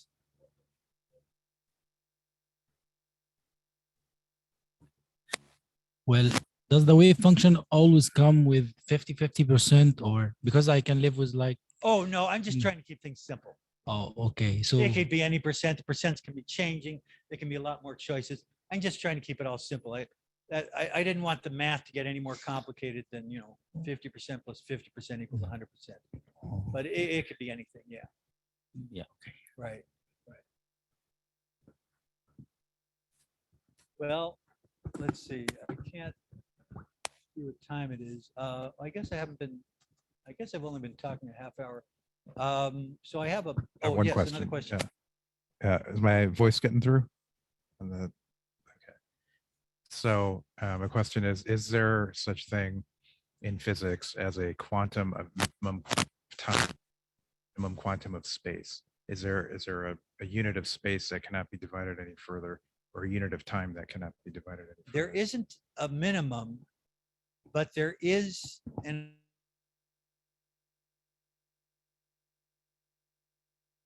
talk about smaller amounts than that. So Planck time, Planck space, Planck distance, is that? yeah, I'm not sure if Planck time meets that. I mean, Planck time is and Planck space are certainly they're so small that they must be, you know, within that limit. But usually the limit is much bigger in terms of the Heisenberg uncertainty principle will set a limit on how accurately you can define something. And so it really doesn't make sense to define things more accurately than there can be this fundamental uncertainty to them. And it's not an absolute value. Again, it depends on the circumstances. Well, here, I'll just throw up, one of these days I'm going to give some other lectures. Yes. Hello? Yes. I was just wondering, is there like a movie or some kind of media that you have seen that you think kind of utilize quantum physics almost unknowingly? Like some of these principles, unknowingly kind of adopted some of these like ideas of like the randomness and the I don't know, just like some of the principles of quantum physics. Do you think they're like, I just feel like it's one of those things that you accidentally kind of stumble into sometimes when you're writing. Well, yeah, I guess, you know, there are any number of cases where people sort of come up with these ideas kind of intuitively and they kind of match with ideas from quantum physics. I can't think of any specific examples. There was a movie called What the Bleep Do We Know? It was also called Down the Rabbit Hole, which was trying to explain these ideas, but I didn't really like it, so I'm not recommending it. I had a question. Can you hear me? Yes. What happened to the wave function of the observer himself or herself to decide the fate of the cat? Does that play any role? Oh, the wave function of the observer. Right. You didn't bring that out, the wave function of the universe and all that, you know, what I've heard. Well, I guess that would be a different problem, really, to look at the wave function of the observer. I'm not sure how that would, I don't know, it just seems to make things even another level of complexity. So I didn't. Yeah, I mean, deciding the fate of the cat, you know, for one observer, maybe it is the dead, it is a wave function together, and for the other observer, maybe his wave function is such that it is alive. I mean, somebody has looked at it, or how does it go? It's very complicated, obviously. Well, you do have in the many worlds interpretation, you do have a wave function that includes one of me seeing a dead cat and one of me seeing a live cat, and those are entangled together. So you do have that. I see. I had another question. By the way, my name is Vinod Mengle. Somebody asked me to speak up my name. The other one was with this entanglement. When you say, you know, each point in the universe is maybe connected to some other point, have you also looked at, you know, that there may be higher dimensions, where the fourth, fifth, sixth, whatever dimensions, maybe bringing 2 points which are far apart in our universe, much closer. Right. The thing about higher spatial dimensions is that there's no evidence that they exist.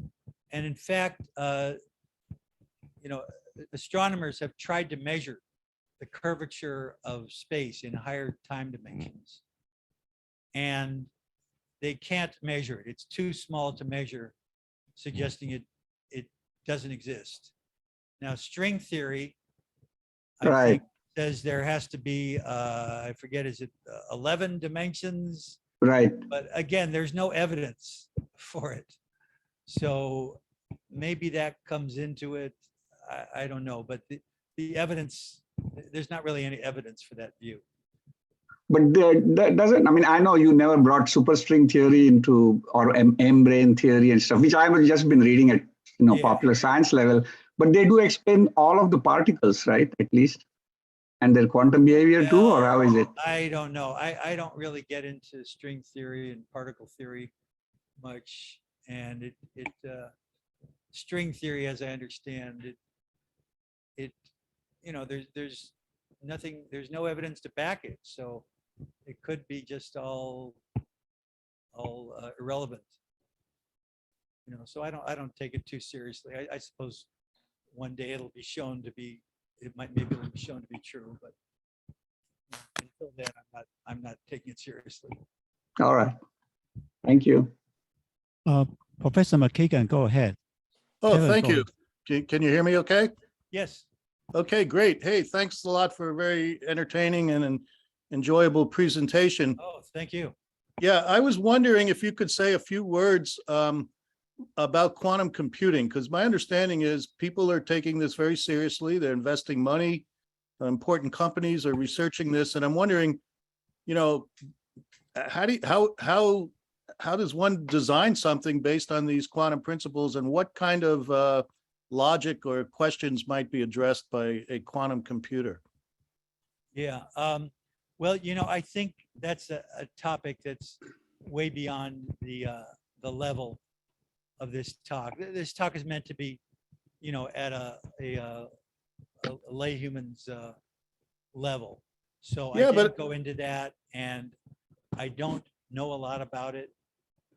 yeah, I don't know a lot about it either, but apparently people have been convinced to put money behind it. So Right. there must have been some Right. There arguments. does seem to be something to it, but I think it goes way beyond this audience. Okay, fair enough. Thanks. Yeah. Thanks. I can comment a little bit because last year we had 2 events on quantum computer. Basically, Professor McKagan is basically using quantum mechanics, and they designed the gate. The solid state, they have the conventional gate, but they use quantum mechanics to create the AND OR gate and the several gates. And with those gates, it put the foundation of the chips of the computing. So that's basically they use the quantum mechanics to put the fundamental AND gate, OR gate, NOR gate, and several other gates. With those gates, then you can design computers. That's the foundation of it. I will forward you the link of the 2 events last year we have with AIAA Los Angeles Las Vegas section. Okay, thanks. Okay. Paula, go ahead. Paula, I think you have a question. Yes, thank you.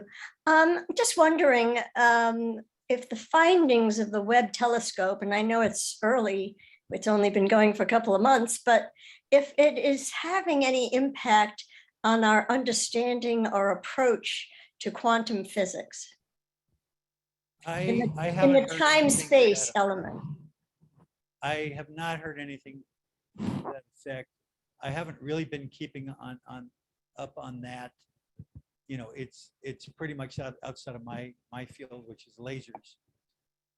But from what I hear about the findings of the Webb telescope, it's been having a big effect on cosmology and the Big Bang theory, but I haven't heard anything about it impacting quantum physics. And usually, quantum physics and cosmology are pretty much in different domains. Cosmology is dealing with very big stuff, and quantum physics dealing with very small stuff.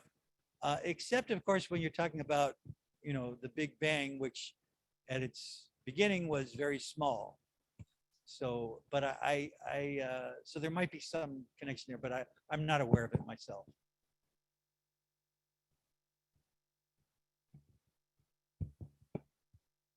Well, okay, I've also put up sometime in the future, I'm going to be talking on more on my field, which is lasers.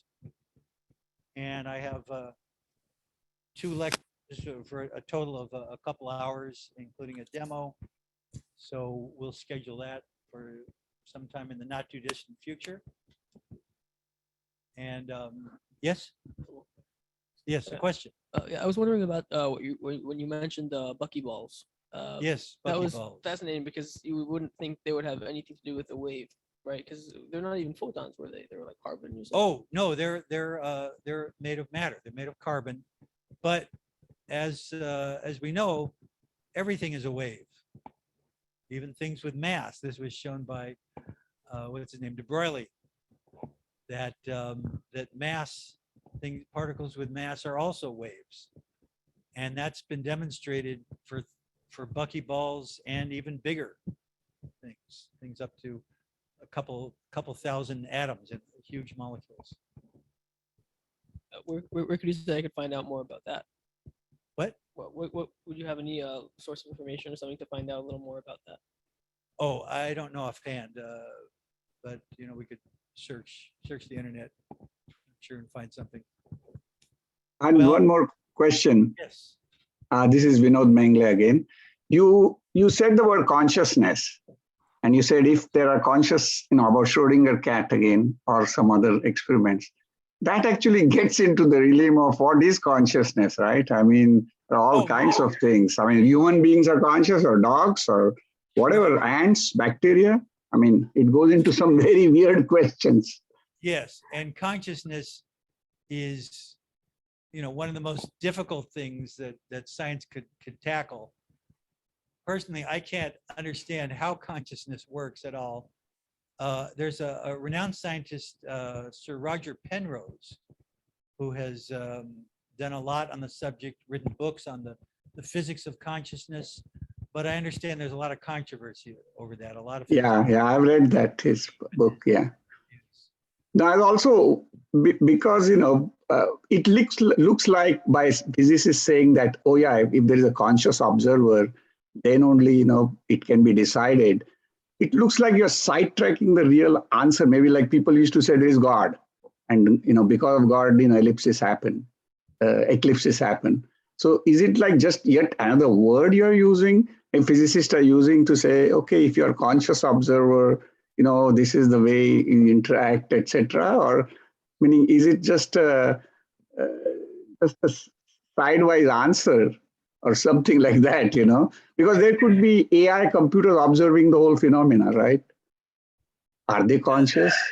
They're all kinds of right. what it could mean, but I'm not really the one to ask about. Okay. Well, let's see. Now for the bonus track, I called it, a number of people have asked me, what are my own beliefs? I've tried to cover, all the views of major physicists in here, and people ask, well, what about me? What do I believe? So I put together a short presentation, like 20 minutes or so, my own views.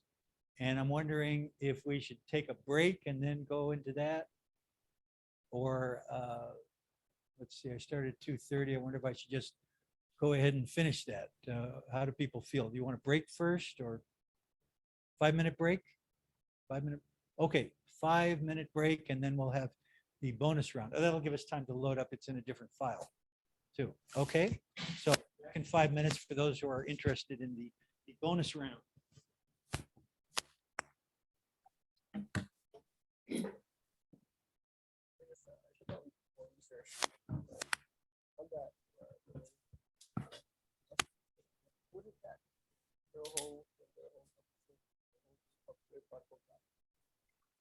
Well, yeah.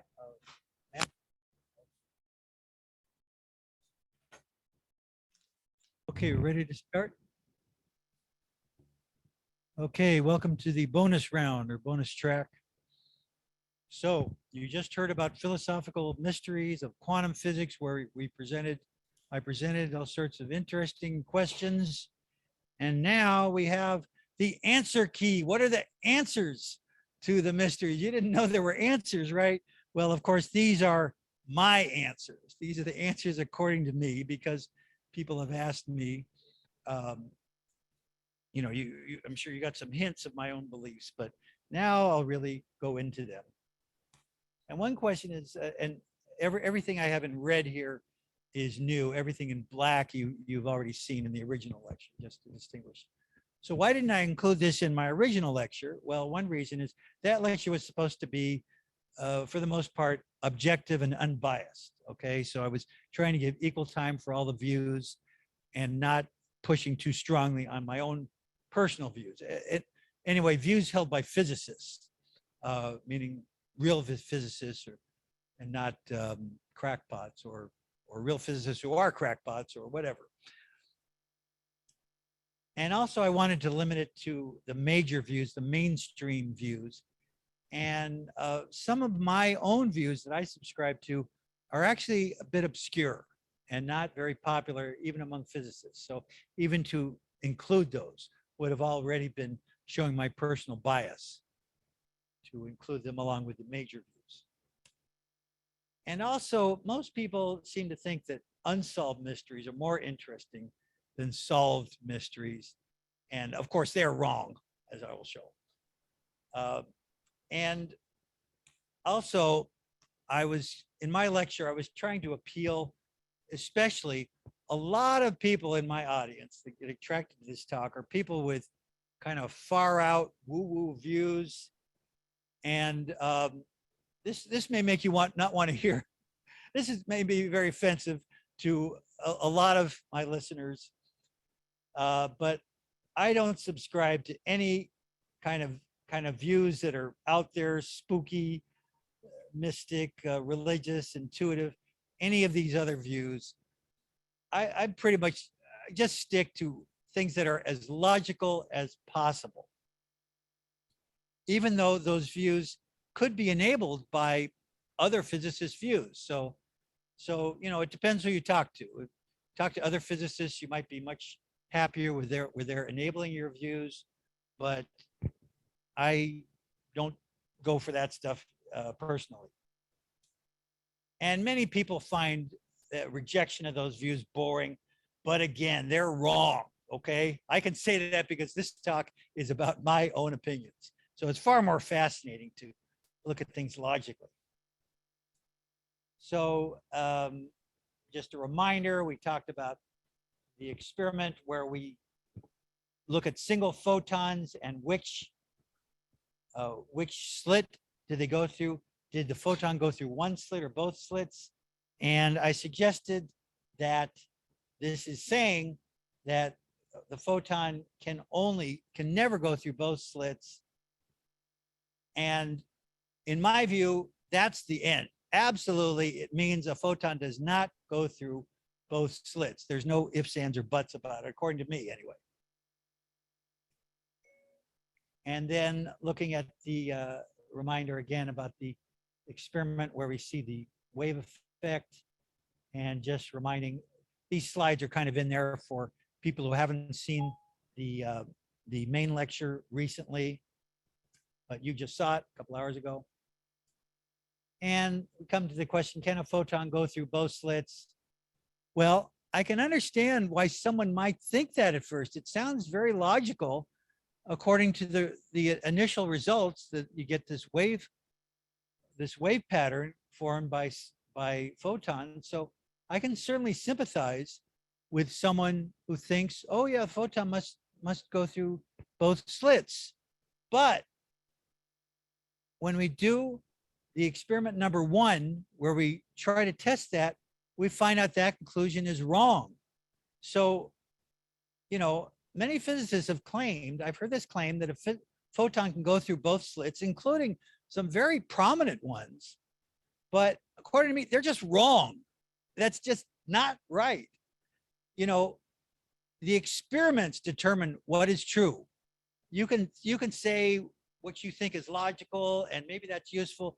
But in this case, these logical conclusions are just proven to be wrong. The bottom line is the experiments say that it doesn't happen. A photon never goes through 2 slits. Now, maybe what they're thinking of is virtual photons, okay? This Feynman diagram that I showed, the squiggly line in the middle is a virtual photon. And maybe a virtual photon can go through both slits. But remember, virtual means it's not real, okay? Like virtual reality is not reality. So a virtual photon is not really a photon. So that doesn't count. So the question came up, well, is light a wave or a particle? We say duality, complementarity. I think the answer is that light cannot be either a wave or a particle. Okay, if light were a wave, it would never act like a particle because waves never act like particles and particles never behave like waves. So wave is not either a wave or a particle. So that whole idea is wrong, according to me. And when is it like a wave and when is it like a particle? Do we influence it? The observer influences it? Well, this is just, in my view, this is just speculation that is not supported. There's just not enough evidence to support such an extraordinary claim that we're influencing the way that nature behaves. And remember that famous quote from Spider-Man where he said, extraordinary power, no. That famous quote from Carl Sagan, extraordinary claims require extraordinary evidence. So I don't think this view is worth taking seriously, that the observer is influencing the laws of nature. Okay, but if light isn't a wave or a particle, then what is it? Well, it's a wave and a particle. Okay, something that's a wave and a particle can behave as a wave and can behave as a particle because it's both. Or it could be, of course, multiple particles. You could have more than one photon. And this leads us to a view that I didn't talk about in the main lecture because it turns out it's not popular for some reason. That's the pilot wave interpretation. This was first proposed by Louis de Broglie. So it started out, proposed by someone very prominent. And basically it says this, that light always consists of a wave and a photon, one or more photons. They're both present all the time. And it's a pilot wave because the wave is piloting or guiding the photons. So the wave is there and the photons are there and the wave guides the photons. So the photon did not go through, the photon only went through one slit, but the photon was being piloted by a wave that went through both slits. So the wave knows what happens going through both slits and it's directing the photon. So the photon doesn't have to go through both slits in order to be affected by the presence of the other slit because the pilot wave did that. Now, we can only measure light by detecting the photons. Whenever we make a measurement of light, we're always measuring photons. We never measure the wave itself. The wave itself is not directly detectable. The only things that we know about the wave are what we infer by detecting the particles that it piloted. And here I'm talking just about quantum of light, about photons, but of course this could apply to any kind of quantum particles. Well, I think this is a great view because it resolves the mystery of how do single photons produce this wave interference pattern? Well, a wave was driving them. So that's how they did it. And this whole wave particle duality pretty much goes away. You have waves and particles. That's end of story. So I think this is a great view, which deserves to be much more popular than it is. So how do we know that light is a wave and a photon? Well, we look at, imagine a photon goes through one of the slits and lands at one spot. And so we get a quantized detection, but we're also getting the wave interference, which is determining where the photon goes, which is guiding or piloting the wave. So there's also a theory of pilot waves, which was introduced along with this interpretation, originally by de Broglie. And it goes beyond just this interpretation to actually have equations that predict exactly what the pilot wave does.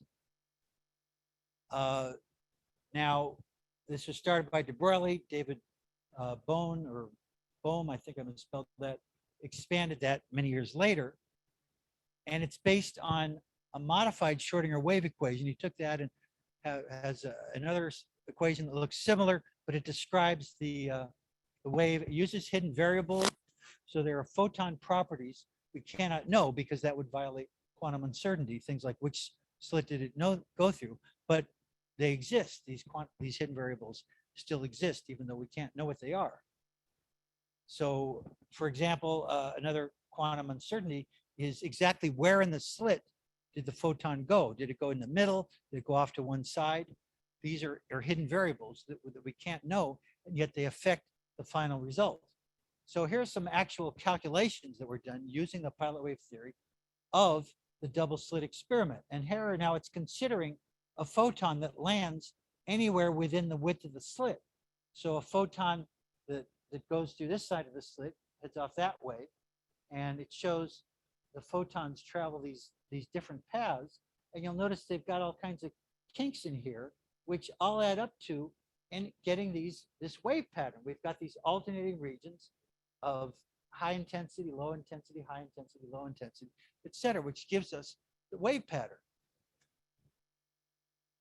And the hidden variable here is the position. Where does the photon enter? And that determines where it's going to end up. So it's a deterministic theory. A given photon that enters the slit at a given point, we know, or we don't know because we don't know where it enters, but we can calculate where it would land, assuming it did there. So those show the paths. Now, you might object, well, gee, these lines are bent. They have kinks in them. How can that be? Well, look, diffraction causes light to bend. We know that. We know that light bends all the time. So why not bend here? You know, since bending light paths is a characteristic of diffraction. So I don't have a problem with that. And of course, again, that applies to any kind of quantum particle. Well, a lot of objections have been raised to this theory. Okay, I won't go through them. They get too technical, too hard to understand. And it leads to them being unpopular. In fact, it was so unpopular, de Broglie was really ridiculed for this theory. They thought, and he was ridiculed so much that he caved into peer pressure and he dropped it. He just dropped this theory, and it was picked up many years later by David Bohm. But still being ridiculed, still being attacked. And, you know, these attacks, there must be some basis to them. But these objections, I mean, couldn't these be fixed if people would work on this theory and figure out what are the objections and work on fixing those? There's probably, you know, they should be able to come up with something. And in any case, they could still accept the concept of the interpretation of there being a wave and a particle clears up these quantum mysteries quite a bit, even if we reject the details of the theory that goes along with it. So this interpretation has just gotten a bad rap that I think it deserves not to have. And there should be a lot of scientists studying this interpretation, studying the theory, trying to figure out how to make it work and give us something that is not so mysterious. So I talked about the delayed choice experiments. You know, whether the beam splitter is there, does the photon reflect off of one or both mirrors? Well, no, putting in the beam splitter doesn't actually change anything. We aren't changing the past, because whether the beam splitter is there or not, the wave always reflects off both mirrors, and the photon already reflects off one of the mirrors. That's always true, and nothing has changed by our putting the beam splitter in there. But the wave doesn't choose how to pilot the photon until it gets to the beam splitter, and the beam splitter affects the wave and sort of affects how the wave guides the photon. And the idea that light had to choose, that's just BS. So the Heisenberg uncertainty principle, it's suggesting that precise answers don't exist, or maybe precise answers do exist, but we can't know them. We can only know the probabilities, but we can't know the answer for any particular case. So this is not necessarily, you know, although we know the Heisenberg uncertainty principle is true, it's not necessarily saying that precise answers don't exist and there's not a precise reality. God does not throw dice. Well, maybe not. Maybe random events are not actually random. We just can't predict them, but there's something causing them. I don't know. And maybe quantum uncertainty holds the key to the existence of our free will. we don't see any evidence that free will is random that I know. So I wouldn't take this idea seriously. Not everyone's happy about the way quantum physics went. Well, I think they should be very happy about it because look at the success of this. Schrodinger was sorry he had anything to do with quantum physics. Yet look at how better our lives are because of what Schrodinger did. Maybe, you know, mutually exclusive realities exist. Again, this is an extraordinary claim and there's not extraordinary evidence to back it up. The collapse of the wave function, it's, you know, the collapse of the wave function is beyond known science, which is true. And that means it's unjustified to think that this shows anything, to show that the wave function is fully describing reality. That was the whole point of the cat experiment, to show that the collapse of the wave function is not describing reality. It's only giving us probabilistic answers. It's not giving us the answer to any specific case. Maybe our consciousness creates reality. Okay. Oh, if a tree falls in the forest, no one hears it, does it make a sound? Depends on how you define sound. Is sound the motion of air molecules, or is it what someone hears in their ear? Okay, that's a simple answer. If a cat dies and no one hears it or sees it, is it dead? Yes, it's dead. If it died, no one needs to see it. We now know the moon is not there when nobody looks. So speak for yourself. I don't believe that. Who qualifies to look at it? Good question. You know, Einstein raised a very good point on that. And Wigner's claim here about the importance of consciousness, again, it's too extraordinary a claim, not backed up. And these crazy cartoons he made, again, it's extraordinary claims, not supported. When is the cat's fate resolved? It's resolved, as someone pointed out, it's resolved when the Geiger counter absorbs the photon that's emitted. That's when it's resolved. There was no consciousness needed. It doesn't matter whether we know if the cat's alive or not.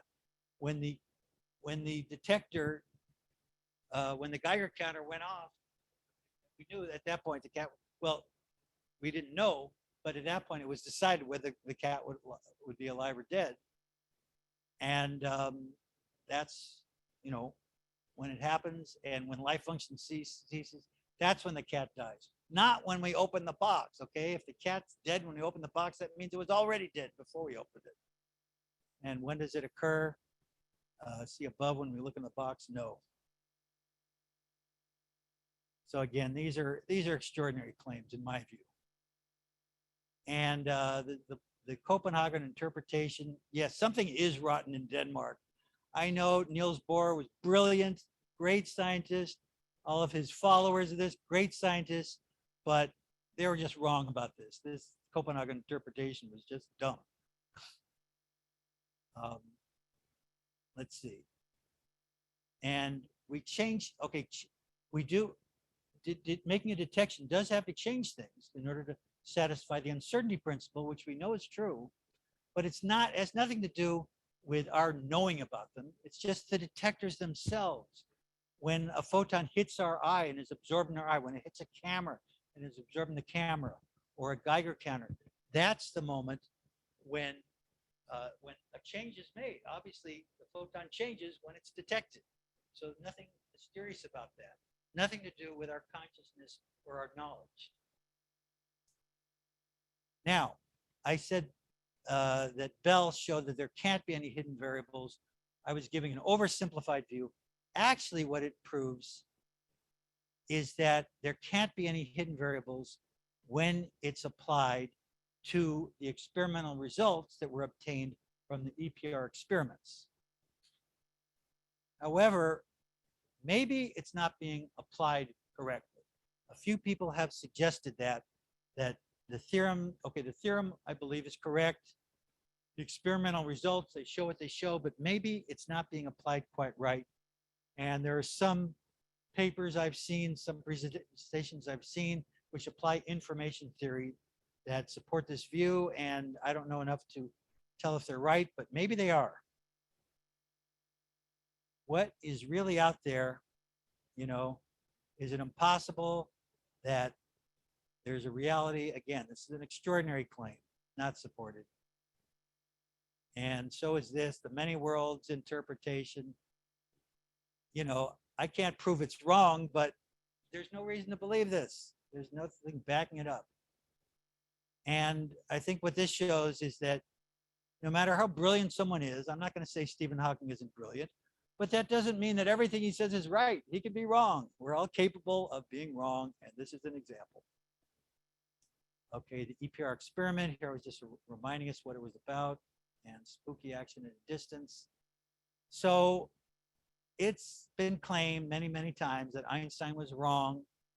The universe really is spooky. But, you know, I believe that if Einstein had lived long enough to see the experimental results, he would have figured out an explanation. Okay, I have faith. I'm sure he would have dedicated himself to showing that the experimental results did not prove that the universe is spooky. And if he would have done it, everyone would have listened to him, okay? People who do this today are considered probably crackpots and ignored. If Einstein had done it, everyone would have listened. And probably the mystery would have been solved somehow. Maybe others have found the explanation, but people just aren't listening to them. Another idea that is just not supported by evidence, not enough evidence to support it. The randomness, well, it's kind of reasonable. I guess I could believe this maybe. The non-local theory that that distance is an illusion, again, it's just, I just don't see that there's evidence to support a crazy idea like this. And of course this one, you knew that. Again, showing even a brilliant person can be wrong about something, this idea of things going backwards in time, like their entire existence. It's quantum logic again. I don't believe it. It's just, these ideas, you know, quantum physics shows us crazy ideas, but it has experimental evidence to back it up. These ideas, they're not backed up, and they're crazy. So every explanation that makes any kind of sense has been proven to be wrong, and we can't find a sensible explanation for it. But I think that we could somehow. I still believe that we could, if you know, if we discarded all the ideas that aren't supported. You know, there are so many crazy ideas floating around that there really isn't evidence to back up. So stop being distracted by all those ideas and focus on the ideas like the pilot wave interpretation that show promise of making sense, and try harder to make sense out of that or other similar ideas. I believe that we could make progress. And that concludes my own opinions, my own answers to the mysteries, the philosophical mysteries of quantum physics. Thank you very much.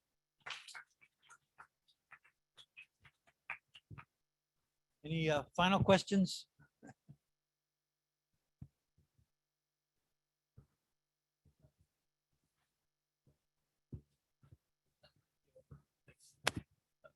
Well, video? Back towards the beginning, there was this little clip of red, not in your section. It was actually in the original lecture, part one. There was like a little clip of a like red dust like wave pattern thing. Oh yeah, right. That was. What We're not sure exactly what that is, but there's something, you know, because we're not making measurements out there, so we can't make any claims about what's there.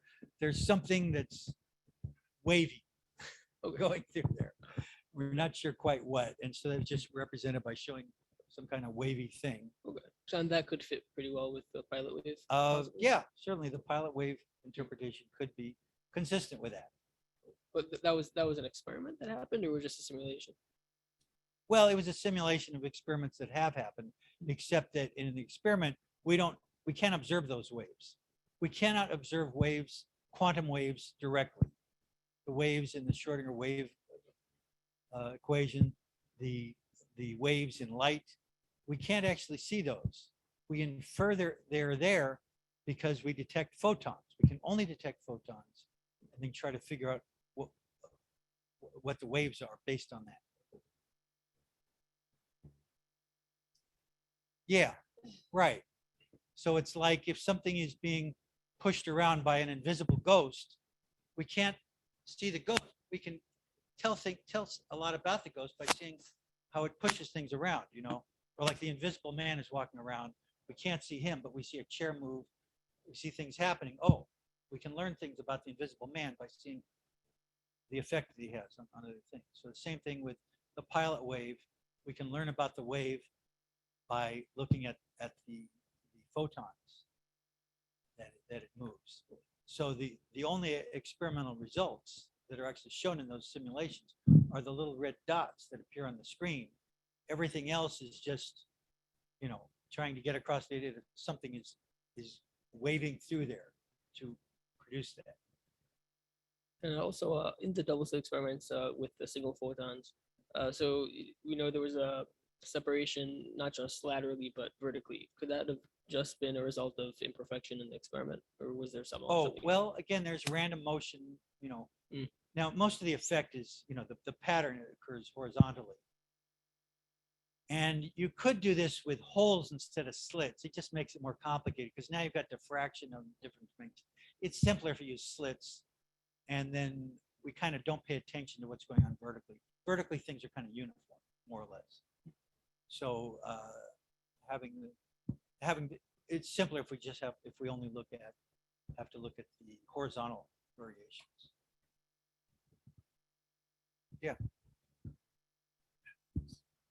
Yeah, just like a follow-up to my earlier question, where could I read more about the topic of, you know, infinitesimal time and infinitesimal space? You said there's a probabilistic way of interpreting or understanding those things. What topics could I look up or read? Well, I would read more about the Heisenberg uncertainty principle. Okay. Really, I think that's what really limits space. Heisenberg himself wrote a number of books.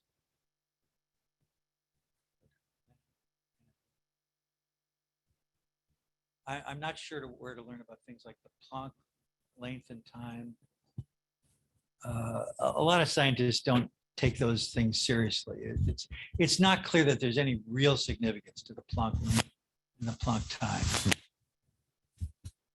But the Heisenberg uncertainty principle definitely is relevant. That's an absolute truth.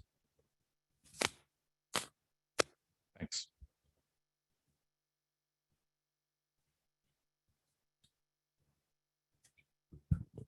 Any question? Online folks and you people here?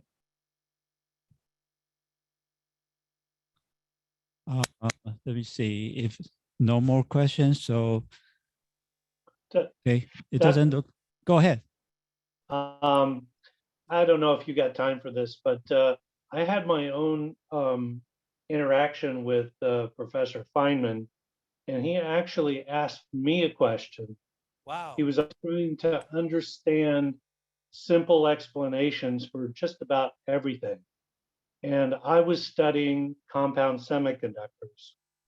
And a mutual acquaintance introduced me to him, and he wanted me to explain why gallium arsenide devices had higher electron mobility than silicon. What fundamentally is it? And I had to admit that even though I was studying the topic, I couldn't really explain it in a simple fashion. I don't suppose you could take a stab at that. Well, I'm guessing it has something to do with the fact that gallium arsenide, I think, has an indirect band gap. It's a Fermi level. When you put the two bands together, the Fermi level change. Does that change the diffusion time? Yeah, and I gave him words kind of like that, but it wasn't what he was looking for. You know, lay human explanation for fundamentally what's going on. And you know, I did not satisfy Professor Feynman. Well, the fact that he even asked you a question, I'm impressed by that. Yeah, the Well, solid I state. I think that our mutual acquaintance who was studying at Caltech was probably trying to get points with Dr.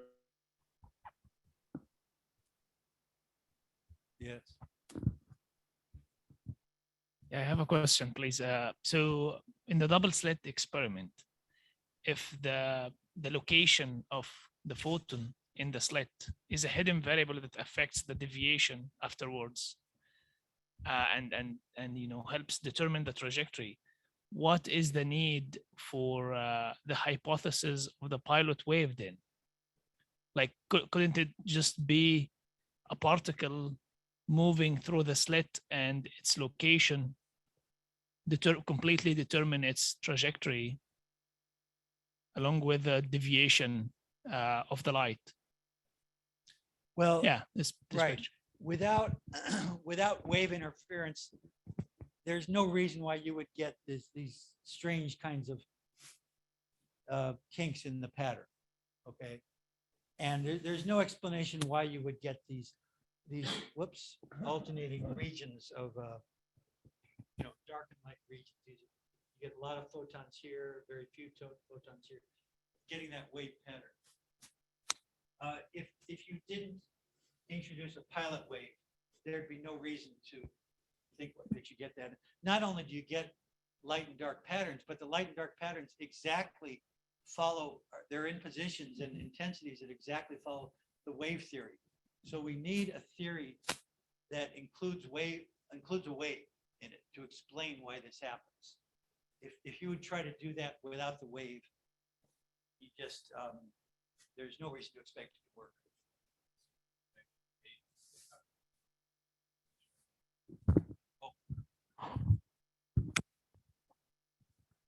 So you're saying the wave is what's bending the photons' paths in those various ways. Right. Okay. Right. So yeah, you can see these photons they're traveling kind of strange paths, right? Why are they have these kinks in here, and why do they end up like that? And the answer is that there is a pilot wave that goes through both slits, which obeys the laws for wave interference, and it makes the photons do that. Okay, and this is a On computer. average. This is a computer simulation that Right. shows that if Right. you have these Right. waves going, It's yeah. taking the equations for pilot wave theory and using those as a simulation in the computer simulation. And it shows there's a one-to-one correspondence. It's very deterministic. If a photon comes in there, it ends up there. There, it ends up there. There's no crossing. The lines don't cross. Right. And there's nothing random about them. Oh, that's fascinating.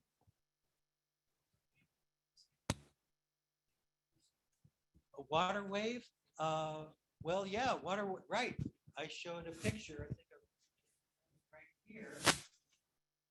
Water wave. Yeah, I remember that. I mean, a water wave is really composed of particles, right? Well, particles. Yeah, I'm not sure what is a quantum particle for a water wave. That's kind of far-fetched.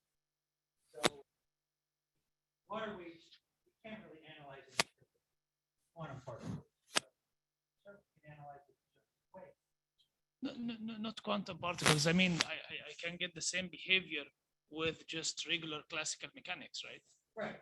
So the need really to introduce new mechanics to explain such a behavior.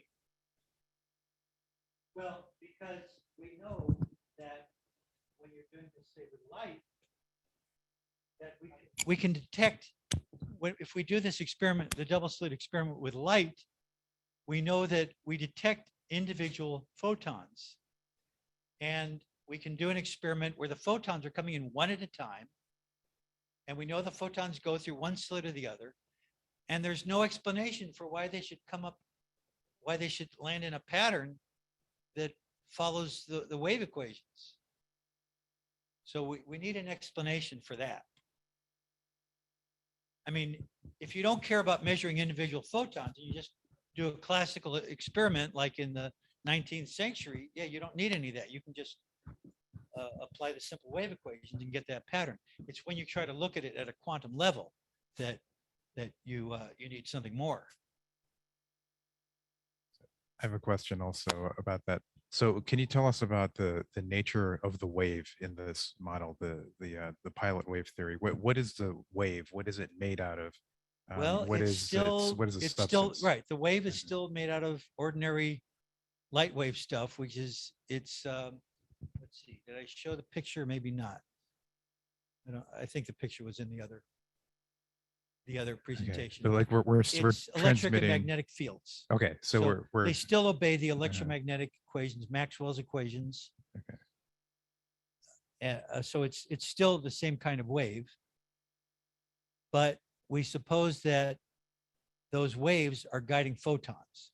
So if you leave out the photons, you just have classic electrodynamics before quantum. It's when you want to try to explain it at a quantum level. Why do you get that pattern even when you're only having one photon at a time coming in? That's where you need the pilot wave theory. Otherwise, you can just have the wave theory. But it's basically the same waves. Same waves are acting as they're normal. Pilot waves are normal light waves, but the theory accounts for the fact that they're how do they tie in with the photons? So even if I'm transmitting just one photon, Yeah, there's still a wave. There's still always a wave there.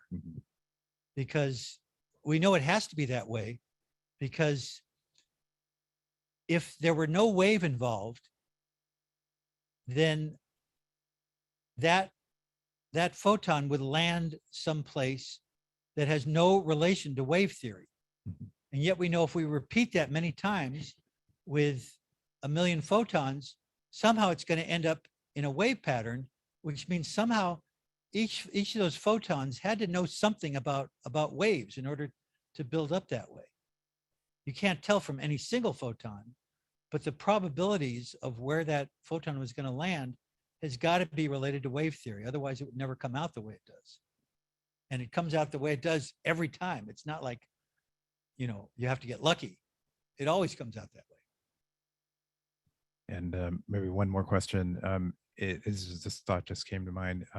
Since we're talking about a universe that's spooky and weird and hard to grasp, this concept of that has been thrown around in the past of an ether, a kind of medium, like a non-material medium that allows waves to travel and so on and so forth. Does quantum physics point to any of that or suggest any of that in any way? I don't think so. I don't think the ether theory is really related to quantum physics. It's related to relativity. And basically, the theory of relativity is based on the idea that there is no ether. There is no fixed reference frame to measure motion from. All motion is relative. How do you feel about this? How do you feel thing that you were discussing? Yes. Of antimatter as an absence of matter in the directs. Right. Antimatter is an absence of negative matter in the Dirac sea. That's what antimatter is, according to the theory. And as crazy as that sounds, all the experiments back up that theory. So it doesn't matter how crazy it sounds if it works. Okay. Thank you.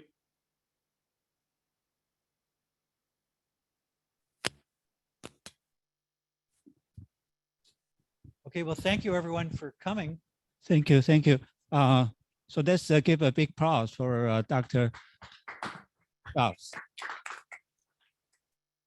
And here on behalf of the Los Angeles Las Vegas section, we appreciate Dr. Bradley Bobs for this wonderful and fun presentation. So we have an appreciation certificate for him. Great, thank you so much. It's amazing. It's wonderful presentations. Thank you, thank you. So thank you for joining us today. I know way much more people online. We have more than 120 people registered.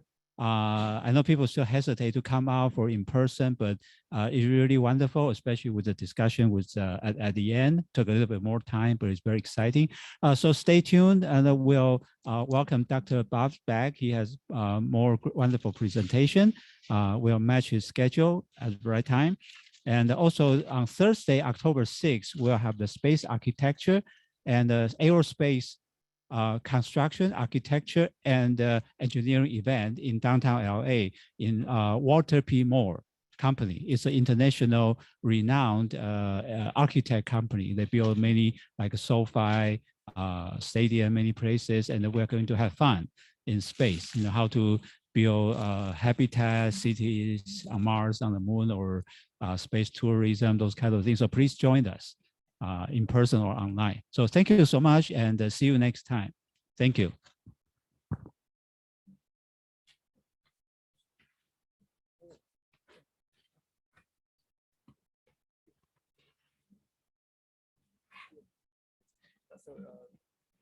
So, I guess primarily with Pilot with UE, but I thought about